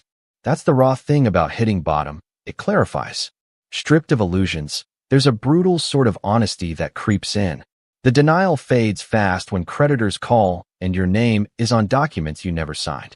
The pity you hoped would soften your family's heart evaporates when your mother tells friends at the neighborhood barbecue that you went off the rails.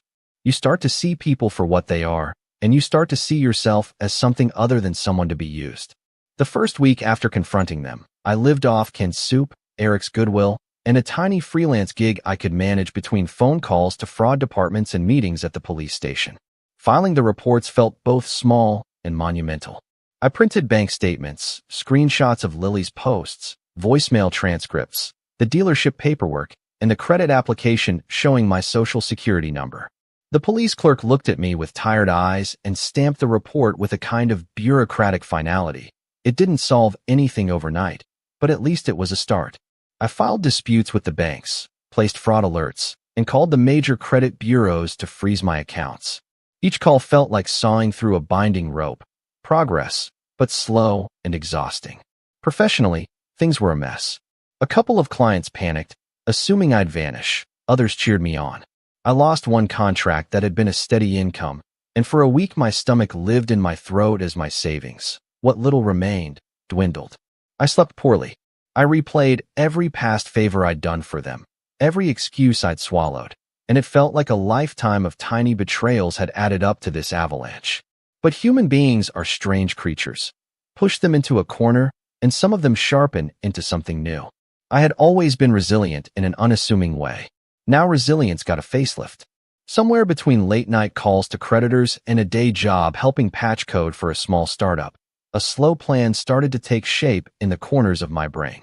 It began as survival, get a steady job, fix credit, clear my name, but then changed into something more precise and dangerous. Get strong enough that they couldn't touch me again. Not out of vengeance at first, but out of self-preservation. Once you've been victimized by the people who are supposed to protect you, self-preservation starts to taste like a moral imperative. The turning point was subtle. It happened when I applied for a remote job through a temp agency and, to my surprise, got an interview. The job wasn't glamorous, data migration for a mid-sized company, but it paid reliably and, crucially, it allowed me to work from anywhere. I aced the interview because I was honest about my situation and framed it as curiosity and grit rather than weakness. The hiring manager liked that I was pragmatic. Within a month, I had regular paychecks again. I started to breathe. With a steady income, things stopped feeling like a freefall. I rented a tiny studio on the edge of town, small, but mine, paid the security deposit in cash, and picked up a cheap but decent laptop. I slept on a mattress on the floor for a few weeks because furniture was a luxury I couldn't afford yet, but the place was quiet, and that quiet was its own kind of luxury. I set up 2 email accounts, one for work, one for everything else. I opened a new bank account under the watchful eye of a fraud prevention specialist who walked me through extra protections. I learned, painfully and thoroughly, how to neuter someone else's access to your life. While I was building the scaffolding for a new life, something else happened that surprised me. People started to notice, and not in the way my parents did. Not with applause or showy sympathy, but with practical help. Denise from Greenhill Auto Financing. Ironically, the same woman who'd called me about the fraudulent loan turned out to be a reasonable person when I had 5 minutes to explain what happened. She arranged for the dealership to freeze any collections while the fraud department completed its investigation. Eric's girlfriend, Anna, who I barely knew at first, introduced me to a friend who worked at a nonprofit that helped victims of identity theft. They connected me with a paralegal who offered to draft letters and guide me through disputes for a fraction of what a private attorney would cost. Maybe the most critical thing was the new respect I got from myself. For the first time, I stopped apologizing for taking up space. I answered phone calls. I chased down paperwork. I learned to speak to collections agents like a trained negotiator, calm, methodical, and unwilling to be railroaded. It was boring work. It was also the kind of practical heroism that doesn't make for dramatic movies, but builds character. Month by month, my credit report stopped looking like a crime scene and started to look like someone who was recovering. Work also began to open doors I hadn't expected. The data migration job led to a contract with a startup that needed a back-end developer. I taught myself Python and a framework in the evenings after work. My teacher was necessity. My mentor was documentation on obscure forums. Within 6 months, I was doing freelance back-end work that paid twice what the temp gig did. I spent nights learning, weekends building a portfolio, and slowly converting that momentum into stability. Money, for the first time in a long while, stopped being a ticking bomb and became a tool I could use deliberately. There was an emotional rise too. Small victories, paying off the last of the fraudulent charges, getting a letter from the lender that cleared my name, built a ladder out of the hole. I reconnected with people who didn't judge me for being needy or broke. I stopped measuring my self-worth by my parents' approval. Instead, I started measuring it by little, tangible things: the balance in my bank account, the number of interviews I'd done, the clients who asked for my help again because I'd done good work. And yet, the past lingered. I couldn't forget how Lily had smiled at me the day she sat on our couch and denied everything. I couldn't stop replaying the image of Dad bragging about a car I had never bought. Those moments lodged inside me like spines, painful but sharpened. They taught me that power could be taken in small, everyday ways. But they also taught me that power could be rebuilt in small, patient steps. I started putting systems in place. I archived every message, screenshot, and statement in multiple places. I set up encrypted backups. I documented timelines and dates like a detective building a case. It wasn't dramatic. Most nights it was tedious, clicking through old messages, saving files, labeling them properly. But slowly, a dossier formed. A clean, professional folder that laid out everything they had done. Withdrawals, loan documents, texts, posts, and the lie that my generosity had funded Lily's life. I named the folder with something mundane, personal records, and for the first time, I felt like a grown-up who could manage adult-sized problems. Opportunity also arrived in the shape of human mentorship. One of my new clients, Mara, was a director at a small tech firm, and over a late-night call about a stubborn API bug, she asked me about my plans. I told her, without thinking, about the identity theft and the mess with my family. She listened, really listened, and then did something I still can't fully explain. She offered to help. Not with money, but with work. I need a reliable back-end dev to take on more responsibility, she said. Prove you're competent, and I'll make room for you. It was the kind of offer that felt like sunlight through winter glass. I worked like a man with something to prove, because I did. Within a year, I had steady clients, a modest emergency fund, and a new sense of agency. I paid off the last of the fraudulent marks, and the cars and leases that had been opened in my name were either closed or reassigned after banks acknowledged the fraud. I changed my phone number, set up a P.O. box, and moved again, this time into a small but bright apartment that felt like a promise. I bought a cheap set of dishes, a mattress with a real frame, and a lamp I liked. Those are minor details, but they matter when you're building a life from the ground up. They are the scaffolding of dignity. As my life improved, so did my perspective. I wasn't solely motivated by revenge anymore. I wanted security, respect, and the ability to say no without fearing homelessness or shame. But the ember of anger still burned. That ember was practical now, not spiteful. I wanted to ensure my parents could never weaponize me again. I wanted their story about the generous son who gave everything to his sister to be replaced with facts.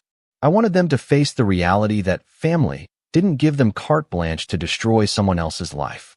So I made a plan, quiet and methodical. Not a grandiose public meltdown or an explosive social media post. Nothing theatrical.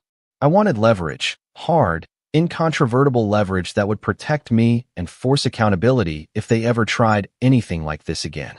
I continued to document, to solidify every piece of evidence, and to quietly consult with the paralegal connected to that nonprofit. I learned my legal options: identity theft charges, civil claims, official complaints to financial institutions. I started mapping the timeline of every transgression, what they did and when, so that if the day came, I could present an airtight case. And while I was doing all of that, life, annoyingly, wonderfully, kept moving forward. I made friends who were not family, people who became a community in the most ordinary ways. Dinner invites, a neighbor who watered my plants when I was away, a coworker who texted memes that made me laugh until I cried. I adopted a tabby from the shelter because I wanted the companionship, and because naming something and feeding it felt like a tiny, defiant reclaiming of joy. But beneath all the small wins, that ember of what they took remained. It had shifted shape, less about immediate retaliation, more about ensuring their ability to manipulate and erase me was gone. I still hadn't confronted them publicly. I still hadn't served any grand legal notices. Part of me wanted to wait until I had the absolute upper hand. Another part of me wanted the satisfaction of seeing their faces when their lies unraveled. The plan was patient, and patience suited me now. What I did next was quiet and deliberate. I began to let the right people know the truth in neutral, controlled ways. An email to the dealership with a clear summary of the fraud. A polite letter to the neighborhood gossip who'd been spreading my parents' version of events, and a few carefully worded messages to extended family members who had already been looped in by Mom's frantic calls. I didn't rant. I didn't beg. I just told facts and attached documents. The goal wasn't to shame. It was to correct the narrative and protect myself in case of future attempts. Each time I hit send, I felt a temperature drop in my chest. It was like closing a wound. And then, when I thought I was finally settling into this new life, stronger, clearer, and quietly dangerous, something unexpected landed in my inbox. A short, curt email from Dad. The subject line was as neutral as a judge's gavel. "We need to talk." I stared at it for a long time. My fingers hovered over the keyboard, then withdrew. The dossier sat on my external drive, encrypted and ready. The list of legal options was updated. I was not the frightened kid who slept in the back of a bus station anymore. I didn't open the email right away. Instead, I made coffee, fed the cat, and walked to my window to watch the city unfold. The world was ordinary. People hurrying to work, buses idling, a dog walker who always insisted on letting the beagle sniff every lamppost. Ordinary felt like a miracle after the last year. I had rebuilt a life out of shards and paper clips. I had, in a way, become my own guarantor. And yet, the email pulsed like a small, inevitable drumbeat in the back of my mind. Whatever came next would require a choice. Walk away completely and leave them to their lies, or engage and force accountability. I had grown into someone who understood my own value. I knew I could survive alone. But I also knew that some things aren't about survival. They're about record keeping, about refusing to be erased. So I sat down and typed a single, careful sentence. No anger, no pleading, no bluster. When and where? I wrote, then hit send. They replied with a time and a place. Sunday, 2 days from now, at the diner where I'd slept my first night away from home. I closed my laptop and let out a breath that felt more like a decision than a relief. I wasn't reckless. I wasn't vengeful yet. I was ready. I had strength I hadn't known I had. And I had a plan that would not rely on emotion, but on fact. The rise had been slow, boring, and magnificent in its steadiness. The rock bottom had taught me to build from rubble. What came after, I knew, would be the test of whether that new structure could withstand more than just weather. I slept poorly that night, not from fear, but from anticipation. The next day carried the weight of possibilities. I didn't know exactly how the confrontation would go. I didn't know whether doors would slam or whether I'd finally get the apology I didn't want. I only knew that I would not be the person on the receiving end of their manipulation anymore. Sunday arrived like any other day, ordinary, cold, and edged with the smell of frying onions from the diner. I tied my shoes slowly, checked the dossier one last time, and walked out the door with the quiet conviction of someone who had rebuilt themselves brick by brick. I was ready to face them. When Sunday came, the diner smelled like burnt coffee and orange peel. Same place where I'd slept the first night I left home. Only now I sat at a corner booth with a folder that felt heavier than it looked.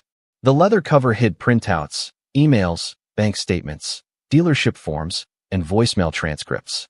I'd labeled everything and organized it like an evidence box. Timeline on top, then financial records, then text threads, then the social proof, Lily's posts, Mom's comments, Dad's bragging to Mrs. Holbrook. It felt clinical and boring and exactly what I needed. I wasn't going to shout or collapse into tears. I was going to be precise. They came in together. Dad first, shoulders straight, like he was walking into a courtroom. Mom trailing, looking like she'd applied guilt like a layer of makeup, and Lily last, heels clicking, bright and smug. I watched them sit down as if I'd never known them at all, cataloging their faces the way I'd cataloged documents. Dad didn't look surprised to see me. He looked annoyed, the way predators look when their prey finally resists. Mom tried the sweet voice first. "Nathan, honey, we're so glad you came. Sit down." "I'm fine standing," I said. My voice was steady.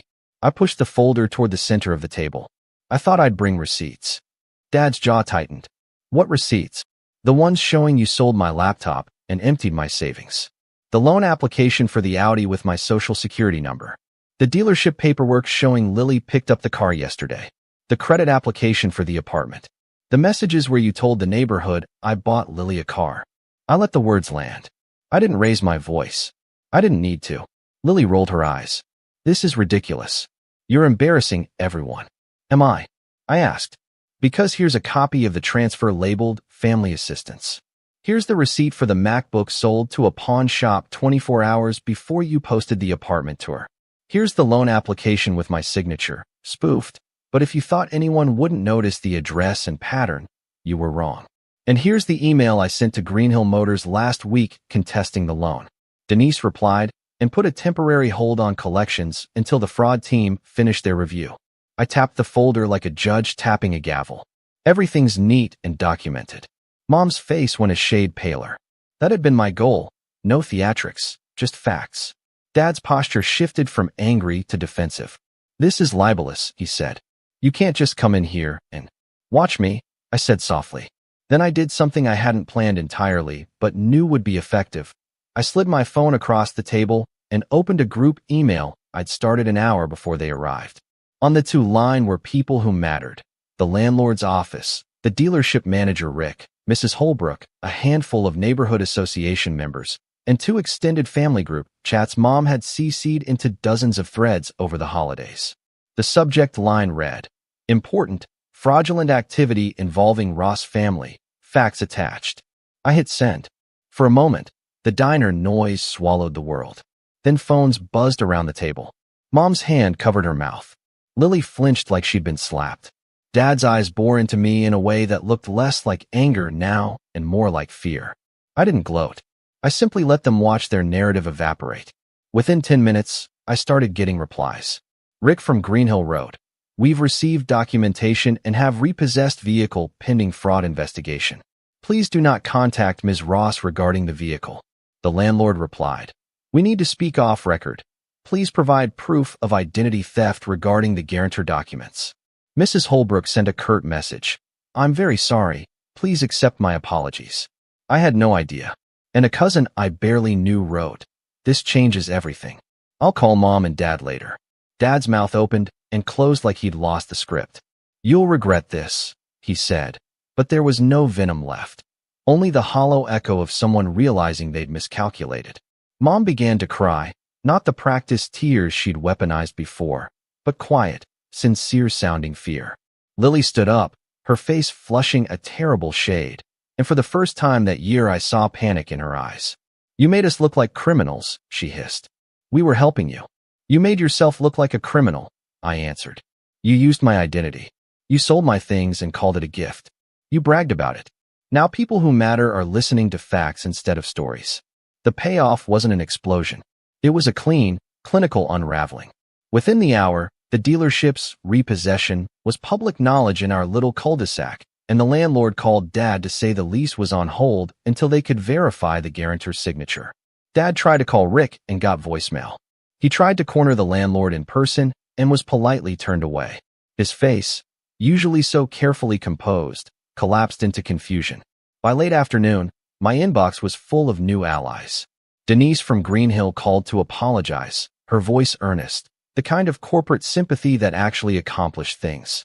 The nonprofit paralegals sent next steps: formal affidavits, letters to the credit bureaus, a plan for civil claims if banks refused to rectify the damage. Mara, who'd become an unexpected mentor, messaged, "You did the right thing. If you want, I can put you on a project that needs a lead dev. It pays well and will cover legal hours as a contingency." I almost cried reading that. Not because of the money, because for the first time I felt like someone had my back without wanting anything from me in return. Neighbors who had once nodded at Dad's generosity started giving me sympathetic looks. A few offered to testify about Dad's bragging at any hearing. The cousin who'd been nursing gossip sent a private message. "I'm so sorry.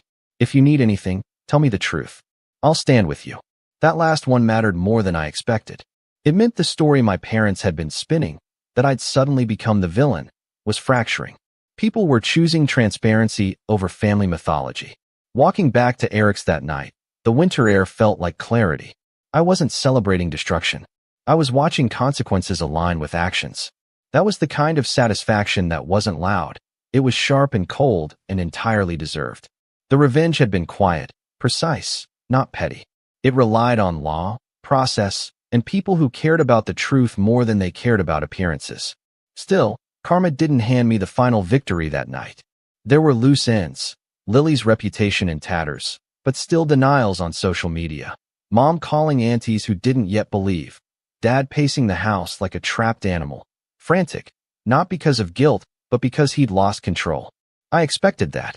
Power stripped from the entitled doesn't vanish. It shifts. My goal had never been to humiliate for the joy of it. It was to neutralize their ability to weaponize me again. The repossession, the frozen lease, the bank's fraud flags, that was progress. But there was one consequence I hadn't counted on. Community sympathy for my parents didn't evaporate overnight. A few neighbors still whispered that family was complicated and maybe I'd overreacted. Some of Lily's friends rallied to her side, convinced this was a misunderstanding. The courts move slowly. The banks take time. The legal system doesn't hand out quick moral judgments. I knew there would be a long slog if they chose to fight it. That night, Dad left a voicemail, short, clipped, "Call me." No apology, no explanation. But when I called back, he didn't pick up. I left a message instead, not pleading, not threatening. "We'll discuss this in court if we must. Until then, leave me out of your life." Then I uploaded a copy of the police report to my cloud and emailed the paralegal. "Proceed when you can." Lily texted me at 2 a.m., panic strung through every word. "Nate, please. I didn't know it was going to go this far. Mom's crying. Dad says this is your fault. I'm scared." I didn't respond right away. I sat on the edge of my bed and stared at the folder on my laptop, the same folder that had felt so heavy that morning. Revenge had been executed, calm, intelligent, and with allies that mattered. The Audi? Gone. The lease? Frozen. Their stories? Cracking. People who had once laughed when my name came up were suddenly reading documents instead of listening to spin. But the payoff also showed me a reality I hadn't wanted to admit. Breaking their control meant they would fight back in other ways. Less visible, but maybe more insidious. They might dig into old secrets. They might try to paint me as unstable, or they might weaponize sympathy to rally relatives who hadn't yet seen the documents. I wasn't naive. Power vacuums attract other games. So I prepared for the next phase. I updated my evidence folder with the new emails and the dealership's confirmation. I texted Denise to thank her and asked if she could connect me with the fraud department manager. I replied to Mara's offer and accepted the lead role. Steady income would mean I could hire counsel without worrying about immediate ruin. I messaged the cousin and asked if she'd be willing to join a family meeting, public, mediated, and with an independent witness. The idea wasn't to humiliate more. It was to make sure there was a record, a neutral space where truth mattered. Around dawn, as the city yawned awake, Dad called again. This time I answered. His voice was small, stripped of the performance I'd known all my life. "We need to talk," he said simply. No threats, no theatrics, just a tired man's sentence. I closed my eyes and thought of everything I'd lost and everything I'd built. I thought of the tiny cat lazy in the window, of the apartment lamp I liked, of the clients who trusted me, and of Mara's message that had felt like a hand reaching into the dark. I also thought of the way Dad had looked when the email started to buzz, like a puppet whose string someone else had cut. "Okay," I said at last. "We'll talk. With a mediator. And with lawyers." There was a long silence on the other end. Then, softer than I'd ever heard him, Dad said, "I don't want this to go to court." "Neither do I said. "But I'm not going back to being what you made me. Not ever." He didn't respond. I could hear the phone clamp against his ear as he thought. I ended the call and looked at the dawn lights spilling across my desk. The revenge had worked, smart, calm, and satisfying, but it hadn't been the end. It was a beginning. In the quiet after, I realized the most important victory wasn't the Audi or the frozen lease. It was that I had found people who would stand by facts instead of family stories, that I could support myself, and that I had the courage to stop being erased. I also understood the fragile truth of power. It shifts, it corrodes, and it demands vigilance. I had removed their ability to loot me casually. Now I had to make sure they couldn't rewrite history or wreck my future with sly, sustained sabotage. Sunday's victory had changed the playing field. I felt steadier, smarter, and oddly cold, and I knew the real battle was only just beginning. The next moves would be less about exposing and more about protecting. But tonight, for the first time in years, I slept without waking in a panic. And somewhere in the house they still called our family. Dad sat in the dim living room, and for the first time in a long time, wondered which of his choices he'd be forced to explain in public. I didn't know what he'd decide next. I only knew I wasn't going to be the passive option in his life story any longer. The next chapter would require patience, law, and people who understood how to hold power accountable. I closed my laptop and let the silence stretch. The revenge had been tidy and decisive. The war was different. It would be longer, and it would demand everything I'd quietly rebuilt. But for the first time, I felt like I had the map. Fallout came slower than the revenge itself. It didn't burst into flames. It spread like frost over everything they'd built on lies. One day, one call, one silence at a time. The first cracks appeared the week after that diner meeting. The dealership formally repossessed the Audi, broad daylight, tow truck and all, in front of the neighbors who'd once believed my parents' generous son story. The driver didn't bother with discretion. He just backed into the driveway, winch squealing, and pulled the car up with all the indifference of someone doing his 10th job that day. Dad came outside shouting about mistakes and misunderstandings, but Rick himself was there this time, clipboard in hand, cool and polite. "Sir," he said, loud enough for everyone nearby to hear, "we've confirmed identity fraud tied to this purchase. The account holder, your son, has provided full documentation. Until this investigation concludes, the vehicle is company property." The neighbors stopped pretending to rake leaves and watch from their windows. Lily came running out barefoot, screaming that this was harassment, but the driver ignored her, securing the car with metal chains that clinked like punctuation. When the truck rolled away, the silence left behind was heavy and strange. I wasn't there to see it, but Mrs. Holbrook recorded the entire thing from her porch camera and sent it to me with one sentence: "You were right." A week later, Dad's company HR department called him in for routine compliance questions. Apparently, word of the fraud had reached one of their financial partners, and because he'd been listed as a co-signer on certain documents, he had to explain himself. His boss, a man I remembered from childhood barbecues, wasn't cruel, just disappointed. It didn't help that my father's pride had always been his reputation for integrity. When he came home that day, according to a message Aunt Karen sent me later, he looked pale and hollow. For the first time in decades, he didn't eat dinner at the head of the table. Mom, meanwhile, found her social circle evaporating. The same neighbors who used to fawn over her home decor posts stopped commenting. The church ladies who once adored her devoted mother persona started quietly keeping their distance. She tried to host her annual neighborhood brunch, but only 2 people showed up, both of them awkward and leaving early. She texted me 3 times that week, each message shorter than the last. "Please, Nathan, can we fix this?" You've ruined everything. I just wanted our family to stay together. I didn't answer any of them. I'd learned silence could be its own verdict. Lily, though, she spiraled fastest. The apartment lease collapsed once the landlord confirmed the guarantor's signature was fake. They gave her 30 days to vacate. The down payment she'd made with my stolen money had been seized as evidence in the fraud case. The friends she bragged to on social media ghosted her overnight when the screenshots circulated showing her lies. Someone even left a comment on her last post. Guess your brother didn't buy you that car after all. She deleted her Instagram a day later. But the most telling sign of fallout wasn't what happened to them. It was how they turned on each other. Mom blamed Dad for handling it wrong. Dad blamed Lily for being careless. Lily blamed both of them for ruining her life. For the first time in my life, they were all fighting each other instead of uniting against me.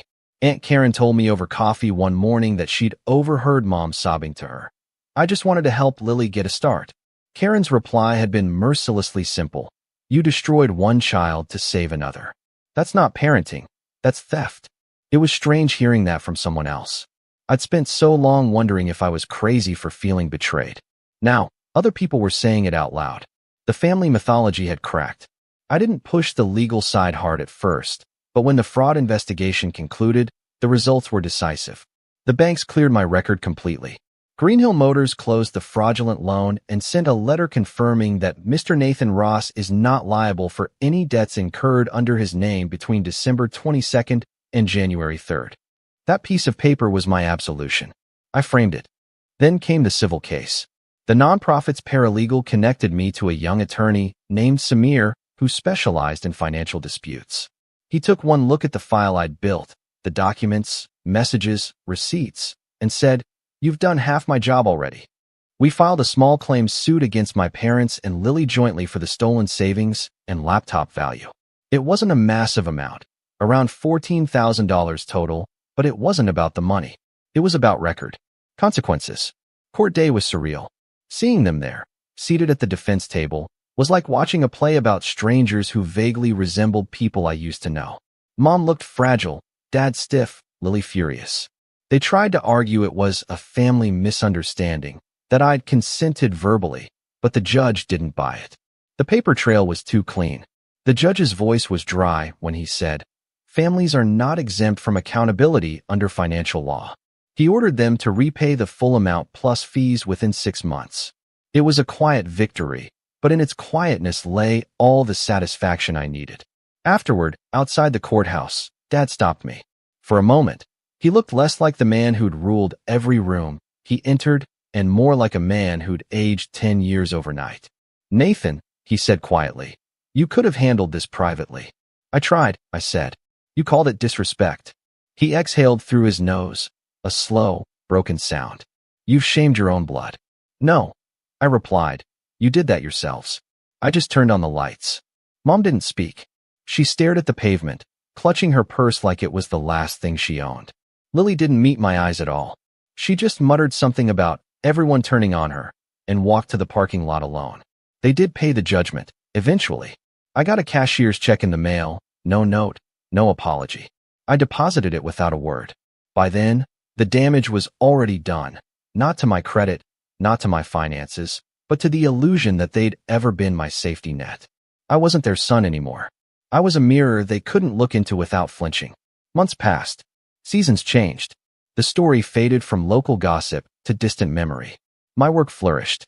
I'd taken Mara's offer and joined her firm full-time as a project lead. I managed a small team of developers and learned how to balance empathy with authority, lessons my father never mastered. Eric and Anna became my family in the practical sense, the kind that brings soup when you're sick and remembers your birthday. I adopted a second cat. My apartment filled with small, intentional comforts. Books, plants, sunlight, and silence. Every now and then, curiosity got the better of me and I checked in quietly on my family. Dad had been demoted after the HR investigation.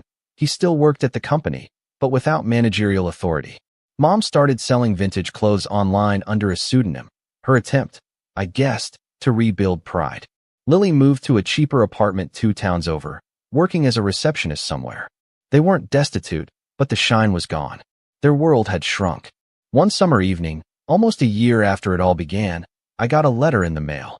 No return address, but I recognized Mom's handwriting instantly. Inside was a single sheet of paper. "Nathan, I don't know how to start this. I've tried 100 times. Everything that happened was wrong. We went too far, and I can't change it. Your father doesn't talk about it, but I see what it's done to him. Lily barely visits anymore. I think we broke the family trying to hold it together. I don't expect forgiveness. I just wanted you to know we see it now. I hope you're happy. Mom." I sat there for a long time, reading it over and over. It didn't undo anything, but it was the closest thing to accountability I'd ever expected to get from her. I folded it carefully, placed it in the same folder as the court letter, and closed the drawer. The story was complete. Months later, during the first real snowfall of the next winter, I passed by my parents' house. The Christmas decorations were still up, but dimmer. Half the lights burned out, the once grand wreath faded. Through the front window, I saw Dad sitting alone in his armchair, head in his hands, the TV flickering blue across his face. Mom walked past behind him, carrying laundry. No laughter, no music, just the quiet hum of a family that had finally run out of illusions. I didn't go to the door. I just stood there a moment, snow gathering on my coat, remembering that morning a year ago when they'd told me they'd sold my laptop and emptied my savings for family. That moment had ended one version of me and started another.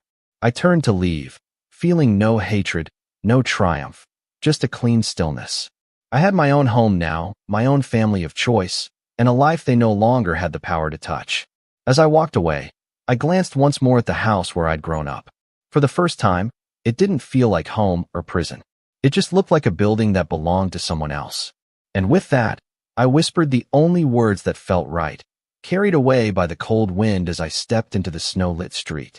"You taught me everything I needed to know by showing me what not to be." My name's Adrian, I'm 34, and for most of my life, I was the good son, the dependable one, the problem solver. I was the one who remembered birthdays, fixed broken pipes, covered surprise bills, and drove across state lines in the middle of the night because your brother's car broke down again. I didn't mind it, not really. I figured that's just what families did. My parents raised me to believe that loyalty meant sacrifice, and I took that lesson to heart, even when it felt like I was the only one learning it. It wasn't always this way. We used to be close, or at least I used to think we were. But over time, things changed in subtle, sour ways. It started with little jokes at my expense during family dinners. "Adrian's married to his work," my dad would chuckle. "Guess that's why we don't have grandkids yet." Or my mom sighing when I'd miss Sunday brunch, even though I had a presentation due Monday morning. "Your brother makes time," she'd say, as if being a barista with 3 roommates and no rent responsibilities gave him the same obligations I had. I brushed it off for years, letting it slide with a tight smile and some self-deprecating remark. It's easier to laugh along than to confront the sting. But the weight of it started to show. I'd fly them out for vacations, book the nice hotels, pay the restaurant tabs, even cover my brother's overdraft fees just this once, which turned into every month like clockwork. And still, I felt like an outsider in my own family. My input wasn't taken seriously in group chats. My name was left off the Christmas dinner place cards, every single one hand-lettered by my mother. I didn't even get a stocking anymore. And yet, I kept showing up.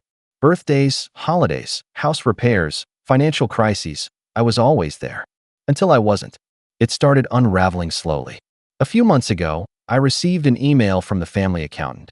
Nothing out of the ordinary, just the usual quarterly updates about the trust. It was something my grandfather had set up decades ago, long before any of us were born. The trust was substantial, but more than that, it was symbolic, an anchor for the family. I was one of 2 designated co-trustees, the other being my uncle, Raymond, who treated the whole thing like a nuisance. "Just sign the damn thing, Adrian," he'd say whenever I asked for details. "You're the numbers guy." And I was. Finance had been my career since I graduated, and managing wealth was second nature to me. I never asked for a bigger slice. I never played games with it. I just kept the machine running because someone had to. That email, though, it had a clause I'd never noticed. One I knew no one else in the family had read either. A clause that essentially gave me final say over discretionary distributions if certain thresholds weren't met by the other trustee.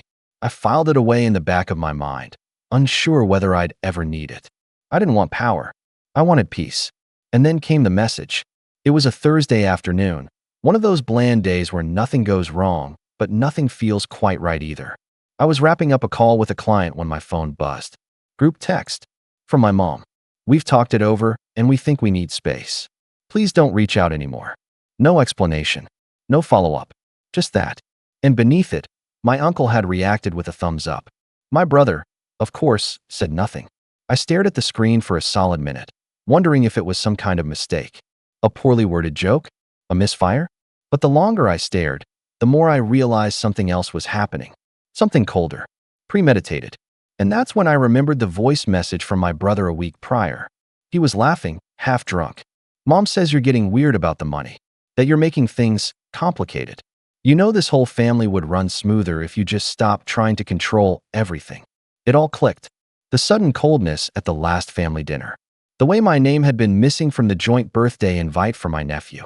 The way my uncle had started handling paperwork stuff behind my back. They'd had this planned. They thought I'd just quietly bow out and leave everything to them. Like always, I stared at the message again. Read it 3 times. My fingers hovered over the keyboard. I could have begged for clarification. Could have written a paragraph about all the things I'd done, all the ways I'd supported them. But I didn't. I typed one sentence. Of course, I'll cancel my direct deposits first thing. I didn't even wait for a reply. That night, I logged into every account tied to the family trust, every joint investment, every shared emergency fund that I had helped set up. I wasn't being malicious. I was being precise. The moment I saw Uncle Raymond had signed off on a $15,000 vacation advance 2 days prior, I knew I wasn't overreacting. The paper trail was sloppy. Expenses masked as property upkeep had gone to a casino in Reno. My brother had filed a $6,700 reimbursement for medical travel, a trip that I knew for a fact was to Coachella.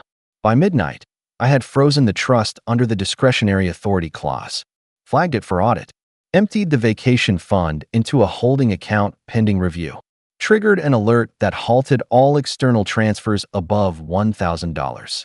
And lastly, I updated the tax profile. With the protections I'd removed, the trust would now be subject to the standard estate tax bracket, something they'd all worked hard to avoid with my help. That buffer? Gone. At 4:02 a.m., my phone started buzzing. 17 calls from my brother, 6 from my mom, 1 from Uncle Raymond. No voicemails, just the aggressive, panic type of calls that don't ask questions, just demand answers. I didn't pick up. I didn't even open the messages they eventually sent. I sent one reply to the group chat, typed cleanly, no emojis, no period. Wishing you all the distance you asked for. That was it. I locked my phone, tossed it on the nightstand, and slept better than I had in months. What they didn't know, what they still don't know, is what I took with me. The next morning, I didn't check my phone. I went for a run instead, something I hadn't done in weeks. There was a chill in the air, the kind that bites at your lungs and makes every breath feel new. I ran until my legs burned, my mind empty, my body alive in a way it hadn't felt since before all of this. I didn't even think about the fallout. Not yet. Not until I got home and found 24 unread messages waiting for me. The tone had shifted overnight. The early ones were furious. From my brother. What did you do? You can't just mess with the trust. Then my mom.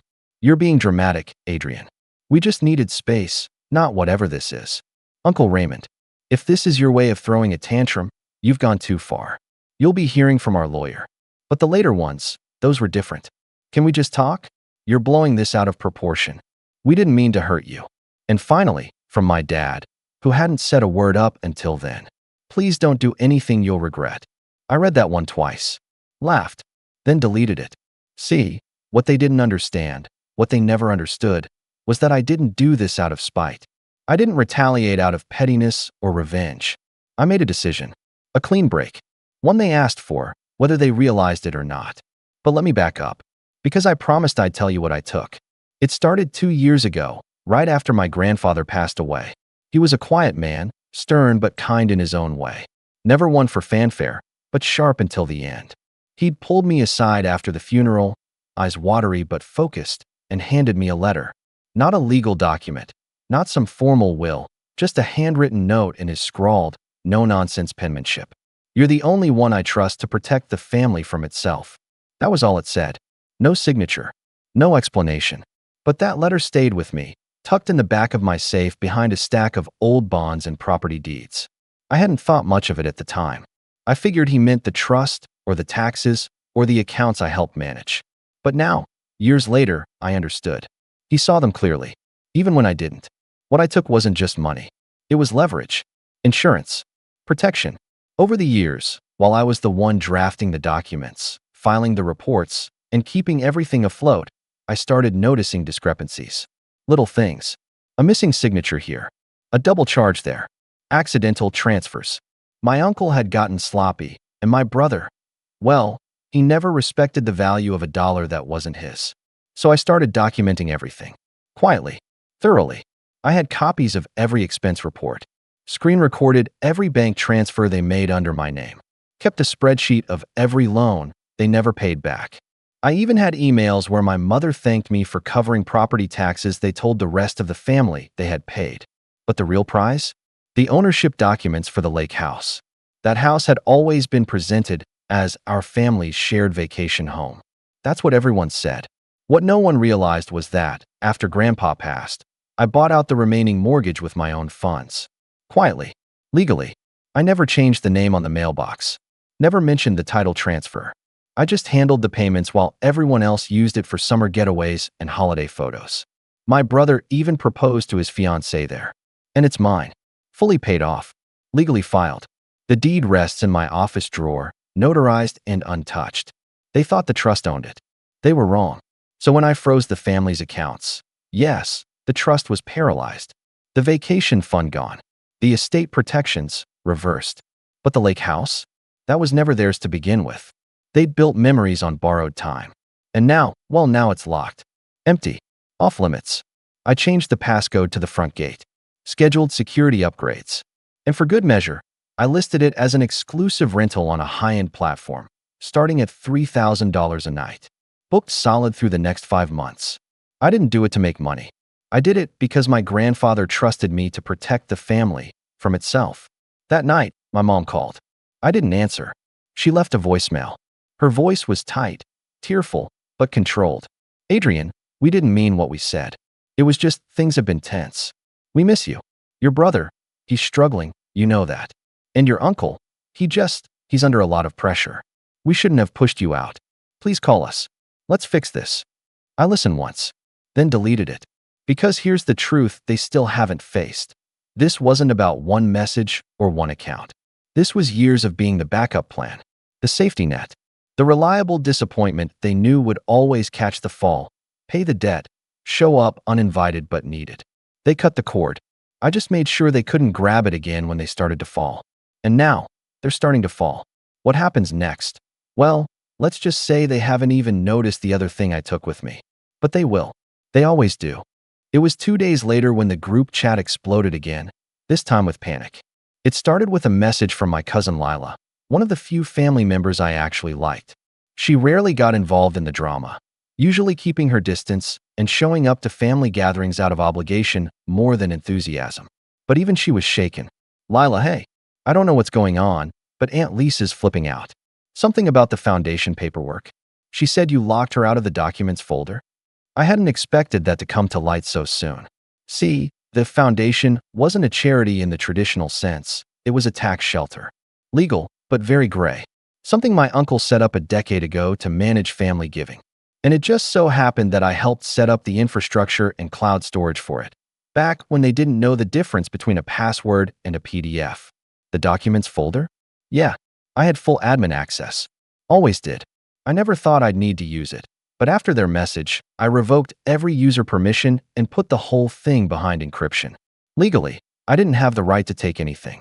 But they didn't have the right to use my name and ID on the initial filings either. I made sure of that.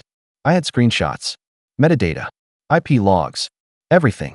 So when my aunt realized she couldn't access their financial records, the foundation account statements, or the expense tracking spreadsheets they needed to file their quarterly report, she must have absolutely lost it. I pictured her pacing her kitchen in those awful leopard print slippers, screeching into her 4th glass of wine, flinging her phone at my uncle and yelling, "What did Adrian do now?" And just like that, the cracks turned into a collapse. I got an email that night from a law firm I hadn't heard of before. Some shiny boutique practice in Chicago trying to sound scarier than they were. The subject line, urgent, family trust access inquiry. I didn't even open it. I forwarded it to my own lawyer with a quick message. This is probably the first of many. Loop me in if anything serious comes through. The next day, my brother showed up at my condo. I wasn't home, of course. I had anticipated something like this. The building has a concierge and security cameras. He wasn't exactly subtle about his arrival either. The desk called me with a note of concern. Apparently, he slammed his hand on the front counter and demanded to be let up, shouting about family emergencies and stolen property. I watched the footage later. There he was in a crumpled hoodie, looking more like a college dropout than a 32-year-old father of two. Red-faced, fidgeting, pacing the lobby like a restless teenager waiting for someone to cave. He waited 30 minutes, then left. No call, no message, just an Instagram story he probably thought I wouldn't see. A photo of our grandfather's urn. Yes, the actual urn, on the mantle at our parents' house. The caption read, "Some people forgot where they came from." And that's when I realized something had shifted. This wasn't just them scrambling anymore. This was them trying to guilt me back in, to shame me into retreat. And I'll admit, that photo hit me in the gut. My grandfather had meant everything to me. He was the only person in that house who ever listened, who taught me how to do the hard thing even when it cost you. And now they were dragging his memory into this mess? I stared at that photo for a long time. Then I went into my safe and pulled out the letter he gave me, the same one I mentioned before. Folded, slightly yellowed, ink fading. I read it again, and then I flipped it over. Something I hadn't noticed before. Scrawled faintly on the back, in the corner, were 5 numbers. It looked like a bank account, or maybe a combination. A code. I don't know how I missed it.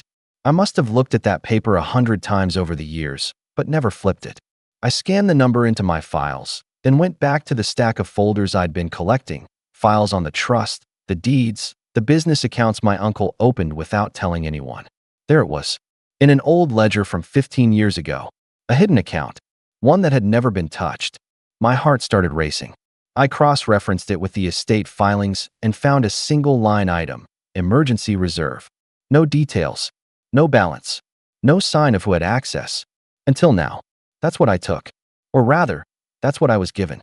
Not just leverage, not just proof, not just a house, or a trust, or access, but a legacy my grandfather had quietly stashed away, hidden from the vultures who would have drained it dry.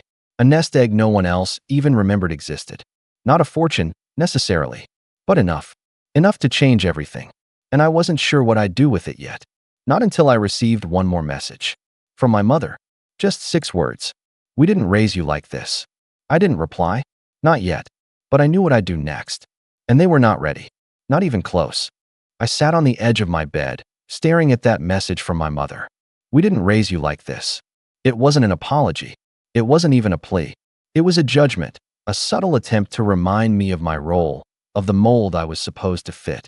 The good son, the quiet one, the provider, the one who pays, who nods, who forgives. That sentence wasn't about guilt, it was about control. And that was the moment I knew there was no going back. Not this time. Not after everything they'd said and done. Not after they turned my loyalty into expectation, my generosity into obligation, and my silence into permission. The next morning, I called my lawyer. Her name was Natalia, a sharp, unflinching woman I'd met through a mutual client. She had a gift for anticipating what people would do before they did it, and a blunt honesty I appreciated. I laid out everything, what I had access to, what they'd done, the backup documents, the shady deductions, and the trust clause they clearly never read. When I told her about the hidden account my grandfather had left, she went silent for a moment. Then she said, "You have more power than you realize. But if you're going to do this, Adrian, you need to be ready to lose them. All of them." "I already have," I said. She didn't ask any more questions. Within a week, everything was in motion. First, I initiated a full audit of the trust. Natalia helped me file a formal petition to remove Uncle Raymond as co-trustee, citing financial misconduct, unauthorized spending, and failure to notify me of large discretionary withdrawals. Attached to the petition were over 100 pages of supporting documentation, timestamps, emails, flagged expenses, and recorded conversations. I spared no detail. Then we notified the Family Foundations Board, most of whom were names on paper, but the kind of names that cared about reputation. We showed them evidence of misappropriated funds, backdated receipts, and personal trips listed as charity consulting. The fallout was immediate. My uncle was forced to resign from the board within 48 hours to avoid a full-blown investigation. By the end of that week, my brother was suspended from the startup incubator my parents had funded for him using trust money. They had no choice. He wasn't listed as a beneficiary, and his salary had been funneled through a shell company registered under my uncle's name. With the trust frozen and its assets under review, everything he touched was now radioactive. The lake house. I didn't just keep it. I sold it. I contacted a private buyer, someone who wanted a second home for their retirement, and didn't blink at the $2.1 million asking price. The transaction closed in 6 days. The house that had once been their sanctuary, where they held anniversaries, birthdays, and drunken 4th of July barbecues, was gone. No warning. No goodbye. Just a new owner with new keys. I didn't pocket the money. That wasn't the point. Instead, I used it to establish a real foundation. One with transparency, governance, and an actual purpose. I named it the Hayes Initiative after my grandfather, not the family name. It focused on financial literacy programs for underprivileged youth, something he always talked about, but never got to pursue. I put Natalia on the board. Recruited friends from the financial sector. People with integrity. It was everything the old foundation pretended to be. And then I sent out the letter. It wasn't an email. I had it printed, signed, and mailed to every immediate family member. My parents, my brother, Uncle Raymond, Aunt Lisa, even Lila. The envelope was thick, formal, and impossible to ignore.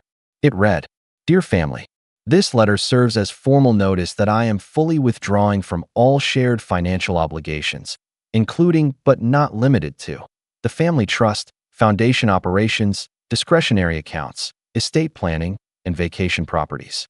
As of today, I am no longer responsible for any administrative, fiduciary, or advisory role. All ongoing matters have been handed over to legal counsel, and appropriate authorities have been notified of irregularities where applicable. I have taken steps to protect my name, assets, and professional standing. This is not revenge. It's a boundary. You asked for distance. Now you have it. Adrian." There was silence. No calls. No texts. Not at first. Until my father showed up.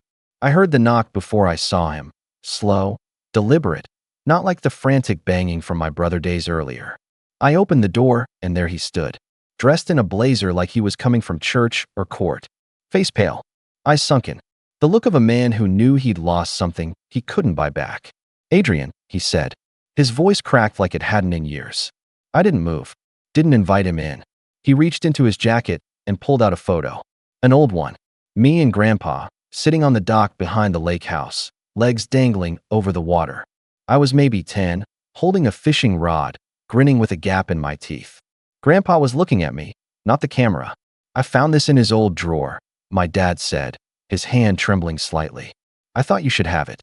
I took the photo, looked at it. "Why now?" I asked. He looked down, unable to meet my eyes. "Because you were right," he whispered. "About all of it. We used you, took from you, never even said thank you. And then when you finally set a boundary, we acted like you betrayed us. But you didn't. We betrayed you." I let the silence settle between us. "You're not here for the trust?" I asked, calm but sharp. "No," he said quickly. I don't want to lose my son." It was the first honest thing he'd said in years. But it wasn't enough. "I'm not angry anymore," I said. "But I'm not coming back either." His face twisted, not in anger, but in that quiet grief that comes when a door finally closes. "I understand," he said. And he did. He turned to leave. Just before he reached the elevator, I called out, "Dad." He looked back. "Grandpa left me something. A letter. He told me to protect the family from itself." He nodded. "And you did." Then he left. And that was the end. No big confrontation. No dramatic showdown. Just quiet accountability. In the weeks that followed, the audit concluded. The trust was dissolved. My uncle was fined, quietly but heavily. My brother moved to a smaller apartment and stopped tagging me in his Instagram rants. My mother never called again, and I stopped waiting for her to. Instead, I focused on my new foundation. I gave talks, mentored students, taught kids how to spot the traps in contracts, how to read financial statements, how to hold power responsibly. Sometimes I think about the lake house, about the dock, about the boy with the missing tooth and the man who saw the truth long before I did. But I never regret walking away. Because sometimes the only way to save yourself is to let the family fall apart. And when they did, I didn't just survive. I finally lived. My name's Adam. I'm 32, and I've spent the better part of my adult life being treated like the family disappointment. Not because I did anything wrong, but because I didn't follow their plan. I didn't take the safe corporate job my dad wanted me to apply for after college. I didn't get married young, buy a house in the suburbs, or settle down into what they call a real life. Instead, I moved into a tiny apartment in the city with creaky floors and thin walls, where I built a tech startup out of my living room that no one in my family understood or cared to understand. For years, I was the punchline, the guy who plays with computers and eats ramen every night. The one who missed Thanksgiving 3 years ago because I was pitching investors and never heard the end of it. To them, I wasn't chasing a dream. I was just avoiding reality. The thing is, I never really minded the apartment. Yeah, it was small, but it was mine. I was so deep into building something I believed in that I tuned out the snide remarks at family gatherings. At least, I tried. My mom would always start the conversation with a forced smile and a strained, "So, still doing your little computer thing?" My sister, Rachel, who married a regional bank manager and loved to let everyone know, would shake her head like I was a stray puppy that refused to be trained. But the worst was my Uncle Doug, my dad's older brother. He had that old school, money talks, everything else is noise mindset. He ran a construction business and loved to talk about how he built something with his hands, unlike these soft millennials with their screens and apps. So when my cousin Brett, Doug's golden boy, got engaged, I expected the usual, a fancy dinner at some overpriced steakhouse, awkward small talk, fake smiles. I wasn't exactly close to Brett. He followed the family playbook to AT, business degree, job in the family firm, flashy car lease, the whole 9 yards. His fiancée, Claire, was some Instagram fitness influencer who spoke in hashtags. I knew showing up would mean enduring the usual barrage of passive-aggressive jabs and smug glances from relatives who still thought I lived paycheck to paycheck. But I went anyway, not to prove anything. At least that's what I told myself.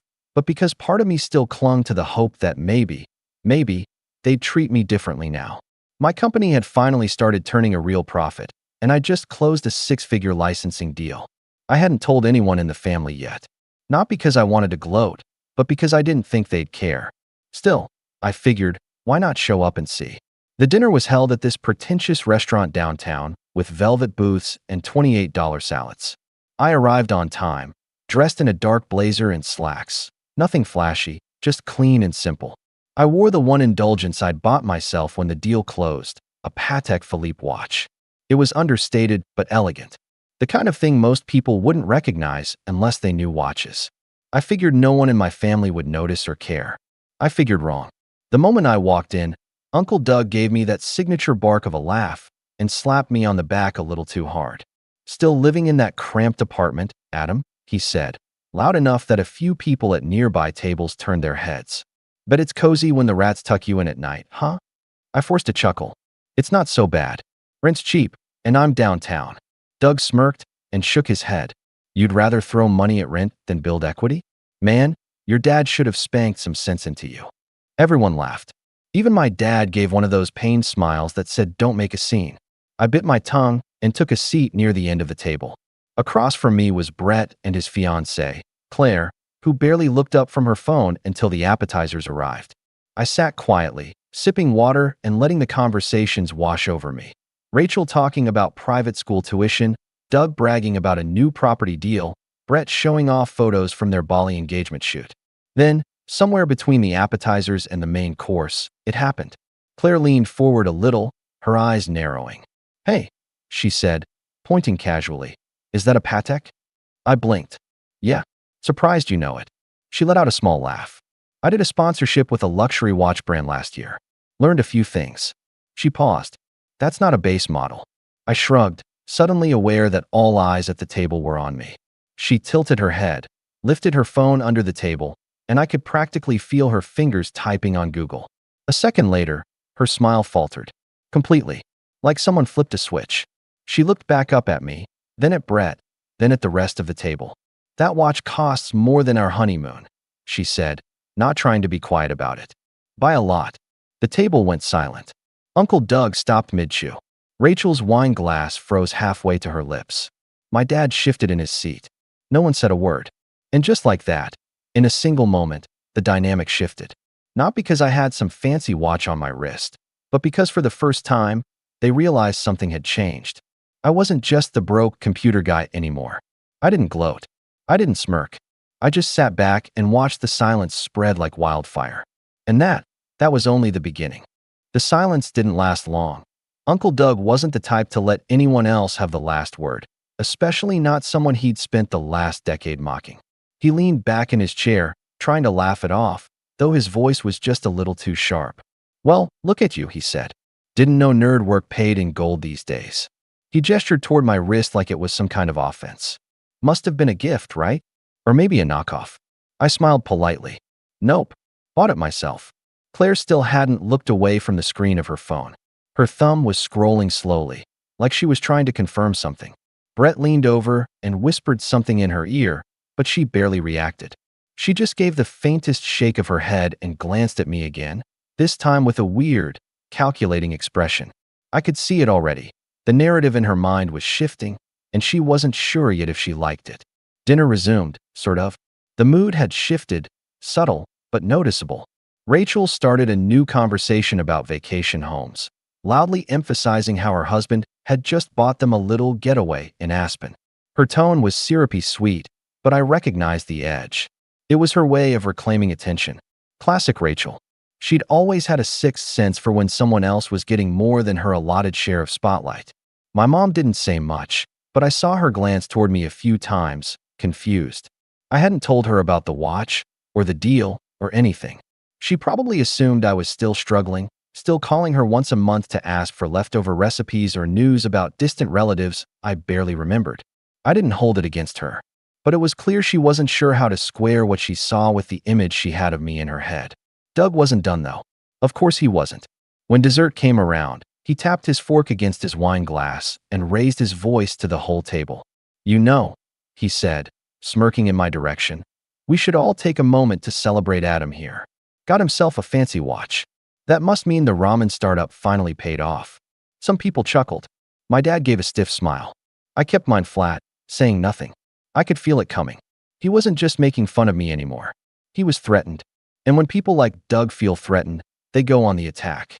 "I mean, who would have guessed," Doug continued, "that after all those years freeloading in that little shoebox apartment, you'd come out with something worth more than your car. You still drive that beater, by the way."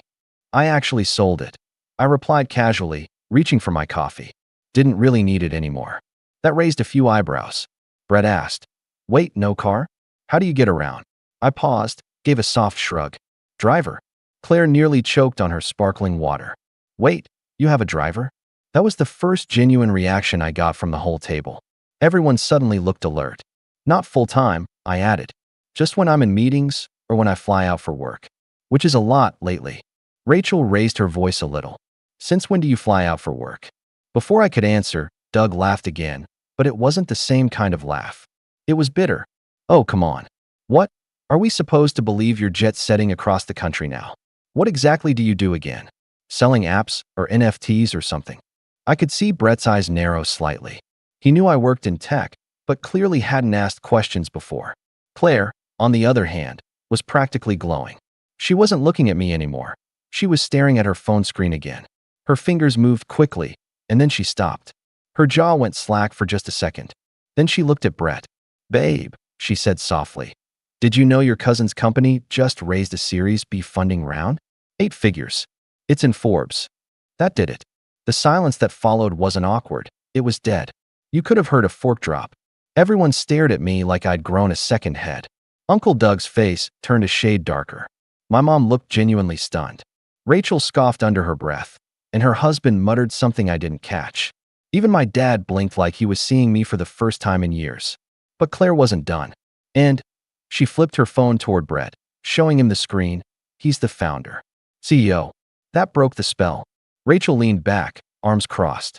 That's probably just one of those online lists, she said quickly. You know they'll publish anyone these days. I read somewhere they make up half that stuff just for clicks. Doug straightened in his seat, clenching his jaw. Even if it's true, he muttered, doesn't mean anything. You can play dress up all you want, but you're still the same kid who couldn't afford a Thanksgiving plane ticket 3 years ago. I didn't say anything. I just let the silence stretch again. Because deep down, I could feel it. They weren't just confused anymore. They were angry. Not because I lied. Not because I bragged. But because I hadn't needed them. I hadn't asked for help.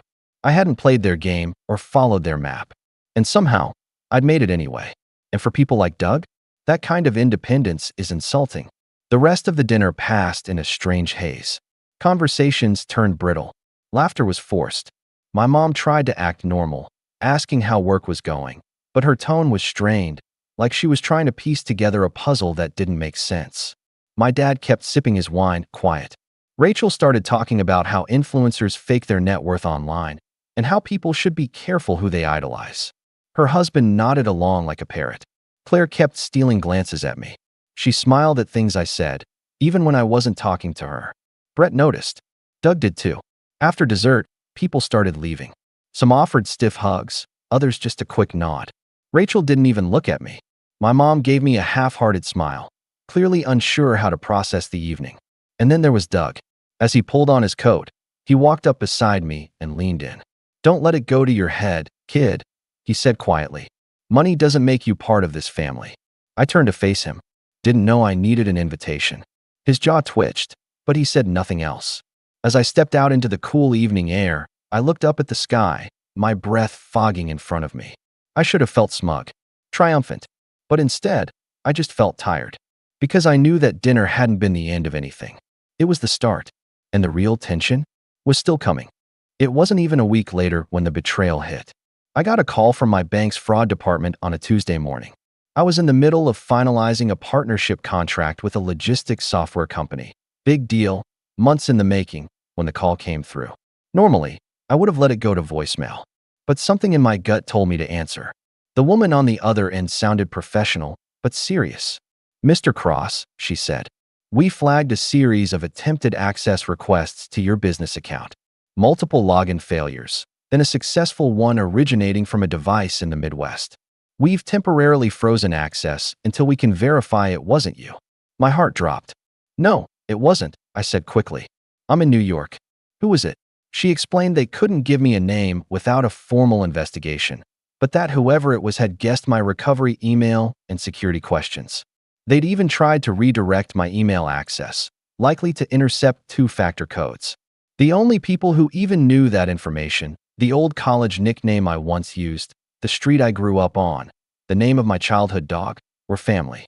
I hung up and sat there in silence for a while, my coffee going cold beside me. It didn't take long to confirm what I already suspected. Later that night, I opened a shared folder on my old personal Google Drive, the one I hadn't touched in years but had once used to send files to family. Back when I was the free tech support for the whole tree.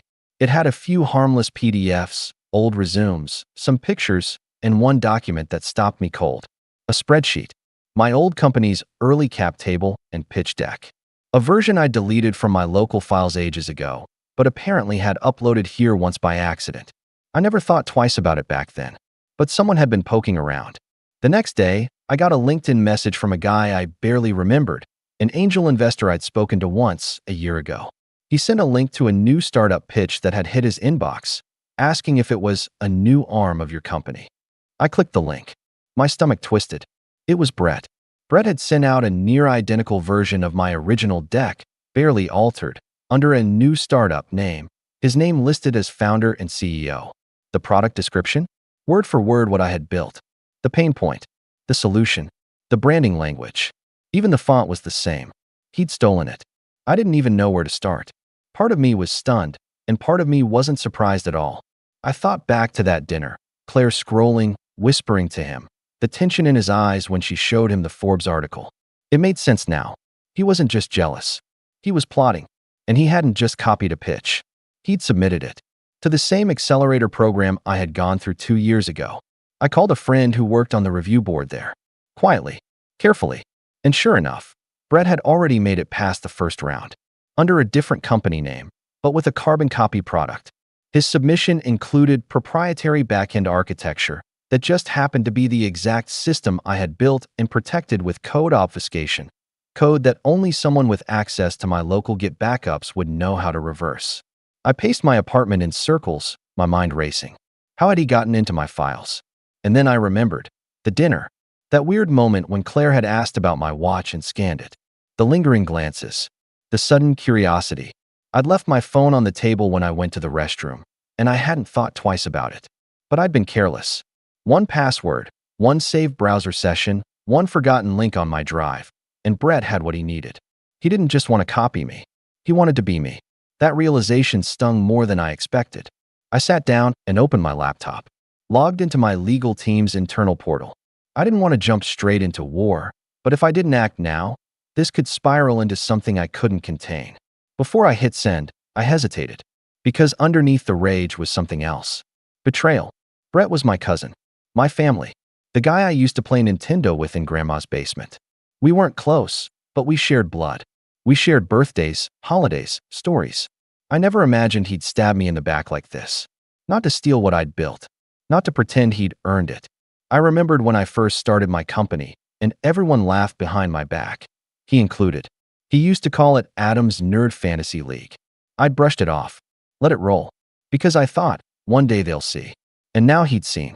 And instead of being proud, he tried to take it. I couldn't tell anyone in the family. Not yet. I knew exactly how it would go.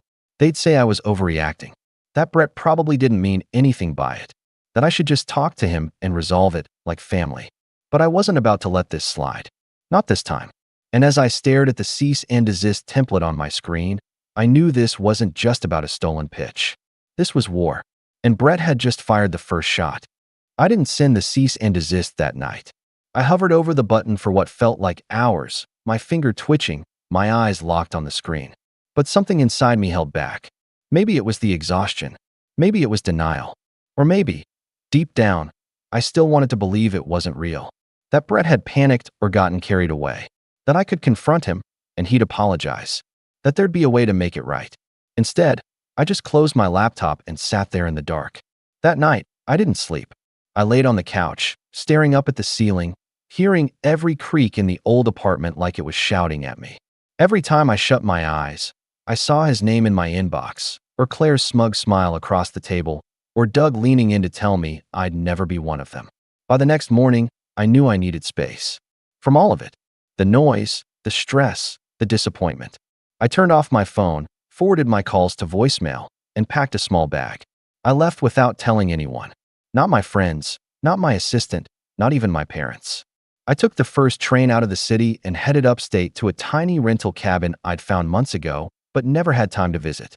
It wasn't much, just a weathered little place with a wood-burning stove, slow Wi-Fi, and a lake out back that looked like it hadn't seen a swimmer in decades. But it was quiet, and I needed quiet. For the first 2 days, I didn't open my laptop. I barely looked at my phone. I just sat on the old dock in a hoodie and jeans, watching ducks swim by and letting the silence stretch. The air smelled like pine and wet dirt, and for once, no one was asking me to solve a problem or pitch an idea or explain what I did for a living. But inside, I felt hollow. Brett hadn't just stolen my pitch. He'd taken something I couldn't explain. He took the validation. That thing I'd worked years for. The "I told you so" I never said but always dreamed of. He turned it into a joke. Into a shortcut. And the worst part? He might get away with it. I started spiraling. I imagined headlines. Rising tech star caught in IP dispute with family member. The press wouldn't care who was right. They'd run the story for clicks. Investors would panic. My company, my team, would be the ones who suffered. People who trusted me. People who left stable jobs to build something with me. And now their futures were tied to mine. And mine was tied to Brett's theft. One morning, I woke up to a voicemail from my dad. I hadn't spoken to him since the dinner. His voice was calm, but clipped. "Hey Adam, just checking in. Your mom said you've been quiet. Look, I heard something weird from Doug today. About Brett starting a company. He said you two were working together now. I guess that's cool, if it's true. But you should have told us. Anyway, call me." My throat clenched. Working together? Doug was already rewriting the story. I was livid, but I didn't call back. Instead, I opened my laptop and started digging. I found Brett's new company website. It had gone live 2 days ago. The logo was eerily similar to the one my designer had mocked up for my original launch. The copy, barely rewritten. There was even a founder's letter that he must have lifted straight from one of my old Medium blog drafts. Except he'd swapped out every mention of my name, my story, my struggle, and replaced it with vague anecdotes about personal loss and a passion for innovation. He even included a photo of him in front of a whiteboard I recognized, my whiteboard, from a brainstorming session I'd held in my apartment last summer. He must have taken the photo during that one weekend he crashed on my couch when his heat went out. I'd been kind enough to let him stay, thinking it was just family helping family. I felt sick. He didn't just copy my work. He collected it, stored it, saved it, like a scavenger, waiting until the moment was right. And now he was parading around as the visionary I fought to become. That was the breaking point. For the next 2 days, I didn't leave the cabin. I stayed up late, piecing everything together. Every pitch deck version, every old email, every line of code. I tracked file access logs, screenshot timestamps, metadata, anything that could prove what was mine. I created a folder, labeled it War Chest, and filled it with evidence. But I still didn't act, because something in me had shifted. I wasn't angry anymore. I was done. Done trying to prove my worth to people who never saw me. Done showing up to family dinners where I had to justify my existence. Done keeping quiet to keep the peace. And maybe I didn't want revenge. Not yet. What I wanted was clarity. What I needed was distance. When I finally came back to the city, I didn't tell anyone. I slipped into my apartment like a ghost and sat on the floor, watching the sunrise creep through the blinds. My inbox was overflowing. Investors, journalists, even a few distant cousins who had suddenly heard about the business and wanted to reconnect. And then, buried under it all, was an email from Brett. No subject, just a one-line message. Let's talk, before this gets messy. That was the moment I knew. He wasn't just hoping I'd ignore it. He expected me to, because that's what I'd always done. But this time, he'd picked the wrong version of me, and I wasn't walking away anymore. By the time I read Brett's email, I was a different person than the one who had slouched into that family dinner weeks earlier, unsure whether I even belonged at the table. The silence, the retreat, the betrayal, they'd all worked like a kiln, hardening me into something sharper. Colder, maybe, but focused, clear. I didn't reply to Brett. Not yet. Instead, I spent the next 2 weeks doing what I'd always done best, building. But this time, I wasn't just building products. I was building leverage. I hired a new legal team, a brutal firm known for intellectual property warfare. Not the guys you go to for contracts and compliance.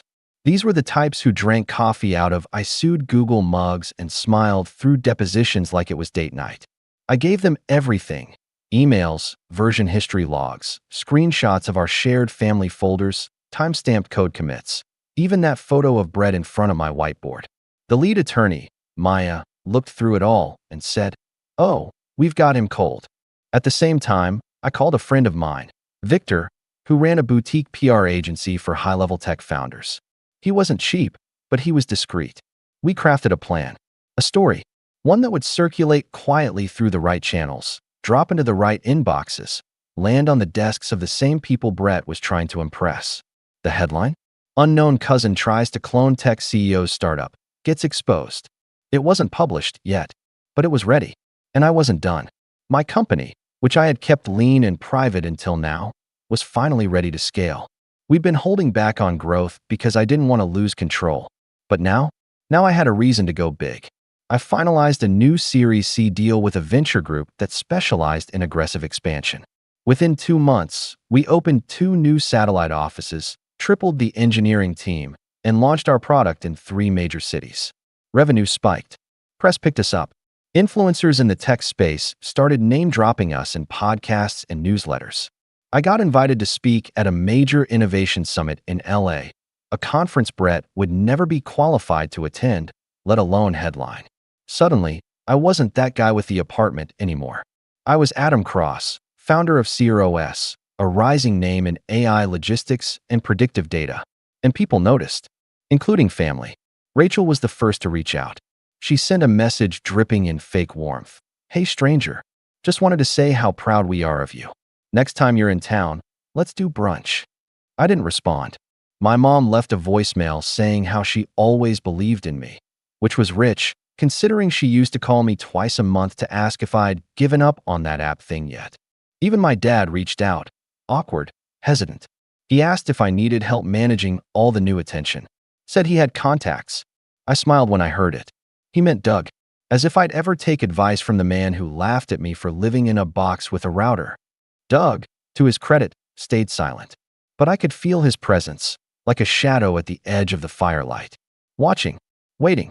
I had my team quietly pull a business intelligence report on Brett's fake startup. It hadn't gained traction. After the first wave of investor interest fizzled, the brand went quiet. No updates. No hires. Nothing. He'd tried to relaunch under a new name. But the problem with copying someone else's vision is you don't understand the why behind it. You're just mimicking the what. And now that I had the legal team watching, he couldn't make a move without risking a lawsuit. I held the power now, and I didn't have to flaunt it. That was the best part. One day, as I sat in the green room backstage at the LA Summit, adjusting the mic pack on my collar, I got a message from Claire. Just 3 words. You were right. No explanation. No follow-up. But I knew what it meant. Brett had imploded. Maybe the pressure got to him. Maybe he tried to spin some lie that she saw through. Maybe she Googled my name again and saw what he was trying to bury. It didn't matter. I left her on read. After my keynote, 30 minutes on ethical AI and efficient systems, I got a standing ovation. A few VC partners came up afterward to ask for meetings. I smiled, shook hands, made notes. And as I left the venue, stepping into the black car my driver had waiting, I realized something. I hadn't thought about the apartment in weeks. I hadn't thought about the old cramped kitchen where I used to burn toast while debugging code, or the paper-thin walls that let me hear every conversation my upstairs neighbor had with his cat. But that place had made me. Just like the ridicule had made me sharper. Just like the betrayal had made me colder. And now, I was ready. Because Brett had taken a swing. And I let him think I stepped back. But I wasn't retreating. I was aiming. And he had no idea what was coming. The summit marked more than just a milestone in my company's rise. It marked a turning point in how I moved through the world. I was no longer playing defense. No longer reacting. I was calculating. And for the first time in my life, I had reach. That's the thing about success. When you're on the bottom, no one returns your emails. But when your name starts showing up in Wired or TechCrunch, the gatekeepers suddenly remember your name. Doors that once slammed shut before you even knocked, they swing open, all smiles. And that's when the real setup began. It started with a meeting. I was invited to a private investor dinner in San Francisco, small, high stakes, invitation only. A quiet little affair hosted by a group that specialized in rescuing struggling startups with potential. They called themselves an accelerator, but they were more like a Shark Tank with linen napkins. Everyone in that room had built, broken, or bought companies. And at the far end of the table, sipping a glass of Pinot like he belonged there, was Victor Crane, a managing partner at Halberd Capital. I didn't know much about Victor when I first heard of him, but one of my analysts flagged him weeks earlier during our internal review of Brett's investor trail. Victor had been CC'd on one of Brett's early outreach emails, the same emails that tried to pitch my product. Back then, Brett didn't know any better. He thought he could sell a pitch and hope no one dug too deep. But now that I was sitting across from Victor, I knew the man was smarter than that. So I asked him, casually, whatever happened to that logistics AI deck you got a few months back? The one from what was it? Sparrow Tech. Victor blinked, slow and deliberate. You know about that? I nodded. Let's just say I'm familiar with the source material. He studied me for a beat, then smirked. Didn't go anywhere. Felt thin, like someone had stolen a blueprint without reading the manual. We both knew exactly what he meant. I didn't push further. I didn't need to. Because in that moment, I saw the setup forming. These weren't people who liked copycats. They didn't fund pretenders. But they did enjoy watching a well-executed takedown, especially if it protected their own reputations. Victor leaned in. You looking to expand? He asked. Maybe, I replied. If the timing's right. What if we helped? I paused, feigning thought. Depends on what you want in return. He grinned. Just a seat at the table. And maybe a story to follow. That night, back in my hotel suite, I opened a secure call with Maya, my lawyer. I think it's time, I told her. She didn't ask what I meant. She'd been waiting. We launched a silent probe. Nothing official, Not yet. Just enough to track where Brett's fake startup had been incorporated, which accounts were attached to the filings, and most importantly, where the money had gone. And that's when I learned something that turned my stomach. He had taken out a personal loan, backed by a family cosigner. My dad. Apparently, Brett had gone to him weeks after that dinner, spun some story about how I'd invited him to collaborate, and was letting him take the lead on a new division. He said it was a family-first project, that he didn't want to burden me with all the work, so he'd handle the pitch. That I was too busy with the main company to manage another arm. And my dad, ever desperate to be part of something meaningful, had believed him. He co-signed a loan for $300,000. Doug's name was on the paperwork too. They'd pulled together a little family investment triangle, all under the illusion that they were finally cashing in on Adam's success. Brett had promised equity, promised they'd be paid back fivefold. But the money? It was gone. He'd spent most of it on branding consultants, paid shout-outs, a rented office space in a WeWork that he barely used, and, of course, Claire's wellness brand, which she was trying to launch alongside his startup as a synergy project. It was all smoke, and the fire was about to start.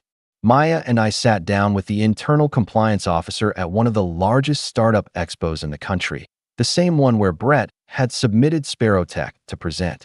She pulled up the registration and frowned. "He forged this," she said, pointing at the listed patent references. "These don't even exist." That was enough to initiate a quiet disqualification. They didn't make a scene. They just removed his name from the speaker list. No call, no warning. And that was just the beginning. Because Victor? He wasn't just curious anymore. He was interested. He brought me into his circle, introduced me to a network of founders, analysts, and strategic advisors who specialized in consolidation, taking small, poorly managed companies with stolen ideas and legally dismantling them before they could do real damage to the market. And I was holding Exhibit A, but I wasn't ready to press the button just yet, because one last piece had fallen into place. An anonymous email from Claire. No subject line, no greeting, just one paragraph. "You deserve to know. He used your login credentials to access your Drive folder. I watched him do it after the dinner. He said you'd never notice. I'm sorry." She included a screenshot of Brett's laptop open to my Drive folder, with the metadata bar clearly visible. That was it. The final nail. I sat back in my chair, staring at the screen. I had the motive. I had the proof. I had the allies. And now, I had the permission. Revenge wasn't an act anymore. It was an operation. And every move I made next would be deliberate, legal, and devastating.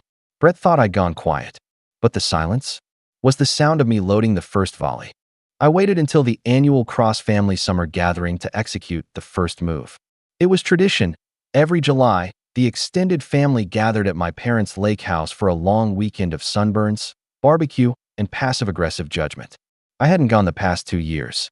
Too busy, too tired, too unwilling to play the role of struggling tech guy in cargo shorts while Brett popped open champagne bottles like a third-rate influencer. But this year, I RSVP'd yes. And I brought guests. Not just anyone. My new VP of Operations, Danny, and our lead counsel, Maya. Both sharp, composed, and perfectly capable of handling the business end of things. But more importantly, they looked the part. Danny pulled up in a sleek electric SUV, stepping out with sunglasses and an air of quiet authority. Maya wore a crisp linen blazer, gold watch flashing as she shook hands.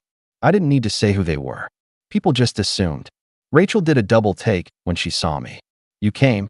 "Of course," I said, smiling. Family. The lake house hadn't changed. Same creaky deck chairs, same ugly boat Dad refused to get rid of. But the energy had. The moment I walked in, people moved differently. More cautious, more curious. Whispers started almost immediately. Uncle Doug greeted me with a stiff nod and a half-hearted chuckle. "Heard you've been busy, city boy." I smiled. "Yeah, had a little project I was working on." He said nothing else. And then Brett appeared, wearing a golf polo 3 sizes too tight. Fake smile stretched across his face. Claire was nowhere in sight. "Adam," he said, trying to sound casual. "Long time, man." I shook his hand firmly. "Been a minute. How's the startup?" He faltered. Good, good. You know, early stages. Still building the foundation." I nodded. "Funny. I've been hearing otherwise." Before he could ask what I meant, Maya stepped forward. Mr. Cross, she said, handing me a slim folder. Here are the documents you requested. All the filings are complete, and the letters have been sent. Thanks, I said, flipping the folder open just enough for Brett to see the logo at the top. CROS Legal Counsel. He blanched. I could see him piecing it together. The name, the timing, the woman. I gave him a look so neutral it was almost cruel. Might be a good time to get your paperwork in order. He opened his mouth, but nothing came out. That night, after the barbecue and awkward mingling, I called a meeting on the deck. Everyone was there. Mom, Dad, Doug, Rachel, a few cousins. Brett sat off to the side, arms crossed. I wanted to clear something up, I began, standing by the railing. There's been some confusion lately about what I do, about who I work with, and about who's allowed to claim involvement in my company. Rachel scoffed. Oh, come on. What is this, a TED Talk? I ignored her. Maya handed out copies of the cease and desist letter. 8 pages, neatly stapled, each with a cover note addressed to Brett Cross. Doug flipped through his with rising panic. What is this? It's legal notice, Maya said calmly, documenting multiple instances of IP theft, misrepresentation, and fraudulent investor outreach. You'll find the relevant exhibits attached. My dad looked stunned. Wait, Brett, you took his. Brett jumped up. It wasn't like that. I didn't steal anything. I just borrowed the format. It's a template. Everyone uses templates. I stepped forward. You used my words, my code, my diagrams. You even faked a founder letter with my life story in it. You accessed my files through my own Drive account without permission. That's not a template. That's theft. Doug stood up now, red-faced. So what? You're going to sue your own cousin. Make this into some kind of public spectacle. Maya answered before I could. That's up to Brett. He can settle, surrender all rights to his company name, issue a public retraction, and repay the outstanding loan. Or we proceed with litigation, and we will win. But I co-signed that loan, my dad said quietly. I'm on the hook. I turned to him slowly. Yes, you are. The silence that followed was heavy. It wrapped around the deck like fog. Doug exploded. You little snake. You planned this. I met his glare. No, Brett planned this. I just responded. Brett tried again. Adam, come on. We're family. I made a mistake, okay? I panicked. I didn't think you'd actually. Actually what? I asked. Hold you accountable? Why not? You counted on the fact that I wouldn't. That I'd keep my head down like I always did. That I'd stay quiet. That I'd let you take credit for what I built. He went quiet. Claire wasn't there to defend him anymore. And no one else stepped in. That was the beauty of it. I didn't yell. I didn't threaten. I just showed them who I'd become. That weekend ended with Maya hand-delivering a signed agreement. Brett folded within 48 hours. His company was officially dissolved. The domain was taken down. His social media wiped. A retraction letter was published on LinkedIn, where he admitted missteps and misunderstandings while graciously stepping aside from his role in the industry. He looked noble, but everyone knew what had happened. Back in the city, Victor congratulated me on the elegant execution. He said it was one of the cleanest takedowns he'd seen in years. And as for Doug, he called me 3 weeks later, voice shaky, asking if I'd be willing to help clean up the fallout. Apparently, a few of his investor friends had found out about the fake startup and weren't happy. I didn't return the call, because I wasn't done yet. The fallout didn't happen all at once. It unfolded slowly, like a house rotting from the inside out. First quiet, then unmistakable. 3 weeks after the cease and desist was delivered and Brett's fake startup was publicly shut down, the news quietly spread through the business circles that mattered. He tried to pivot, of course. He deleted his LinkedIn account for a few days, then brought it back with a sanitized bio and a new title, Independent Consultant. He added vague descriptions like tech innovator and strategic thinker, but it didn't stick. The word had gotten around. The investors he'd pitched started distancing themselves. A few posted generic warnings on Twitter about copycats in the space and due diligence red flags. Nobody named him directly, but they didn't have to. People in tech talk.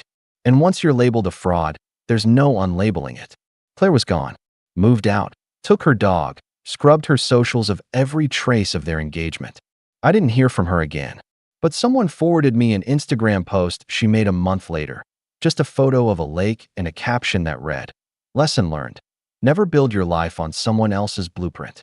Doug's construction company took a hit too. Apparently, one of the investors Brett had courted was a personal friend of Doug's who had considered backing a joint venture between Brett's startup and Doug's firm. When the truth came out, the investor pulled out of both. That one decision triggered a domino effect. Within 6 months, Doug had to sell off a key property at a loss, and one of his longest-standing subcontractors dropped him. At Thanksgiving, the family gathering was quieter than usual. I showed up late, just long enough to say hello to my mom and dad, then stepped outside to sit on the porch. Rachel didn't speak to me. Doug avoided eye contact entirely. Brett wasn't there. I asked where he was. My dad cleared his throat. Out of town, visiting Claire's parents. But there was no wedding on the horizon. No save the dates. Just silence. Eventually, my dad stepped outside and sat next to me. For a long time, we didn't speak. Just watched the wind stir the brittle November leaves on the lawn. Then he said, quietly, "I didn't know." About the loan. About what he did. I nodded. "I know. I should have asked you. I should have believed in you." It wasn't an apology, but it was close enough. I stood up and gave him a pat on the shoulder. "You did what you thought was right. So did I." When I got back to the city that night, I opened my laptop, checked my calendar, and made a note. Next quarter, CROS was slated to expand into 5 new markets. Our valuation had tripled since the summer. And we'd just been approved for a partnership with a major tech conglomerate I wasn't legally allowed to name yet. The apartment I once lived in? Gone. I'd donated most of the furniture, handed the keys to a friend's younger brother who was trying to start his own company. I told him to build something that scared people, something so bold they'd laugh in his face. Because I knew what that felt like. And I also knew how sweet it was when they stopped laughing. Brett never reached out again. Not to apologize. Not to explain. Not even to fight back. In the end, he didn't just lose the startup. He lost everything he pretended to be. And me? I didn't just win. I earned it. The same hands they used to point and laugh now trembled to shake mine.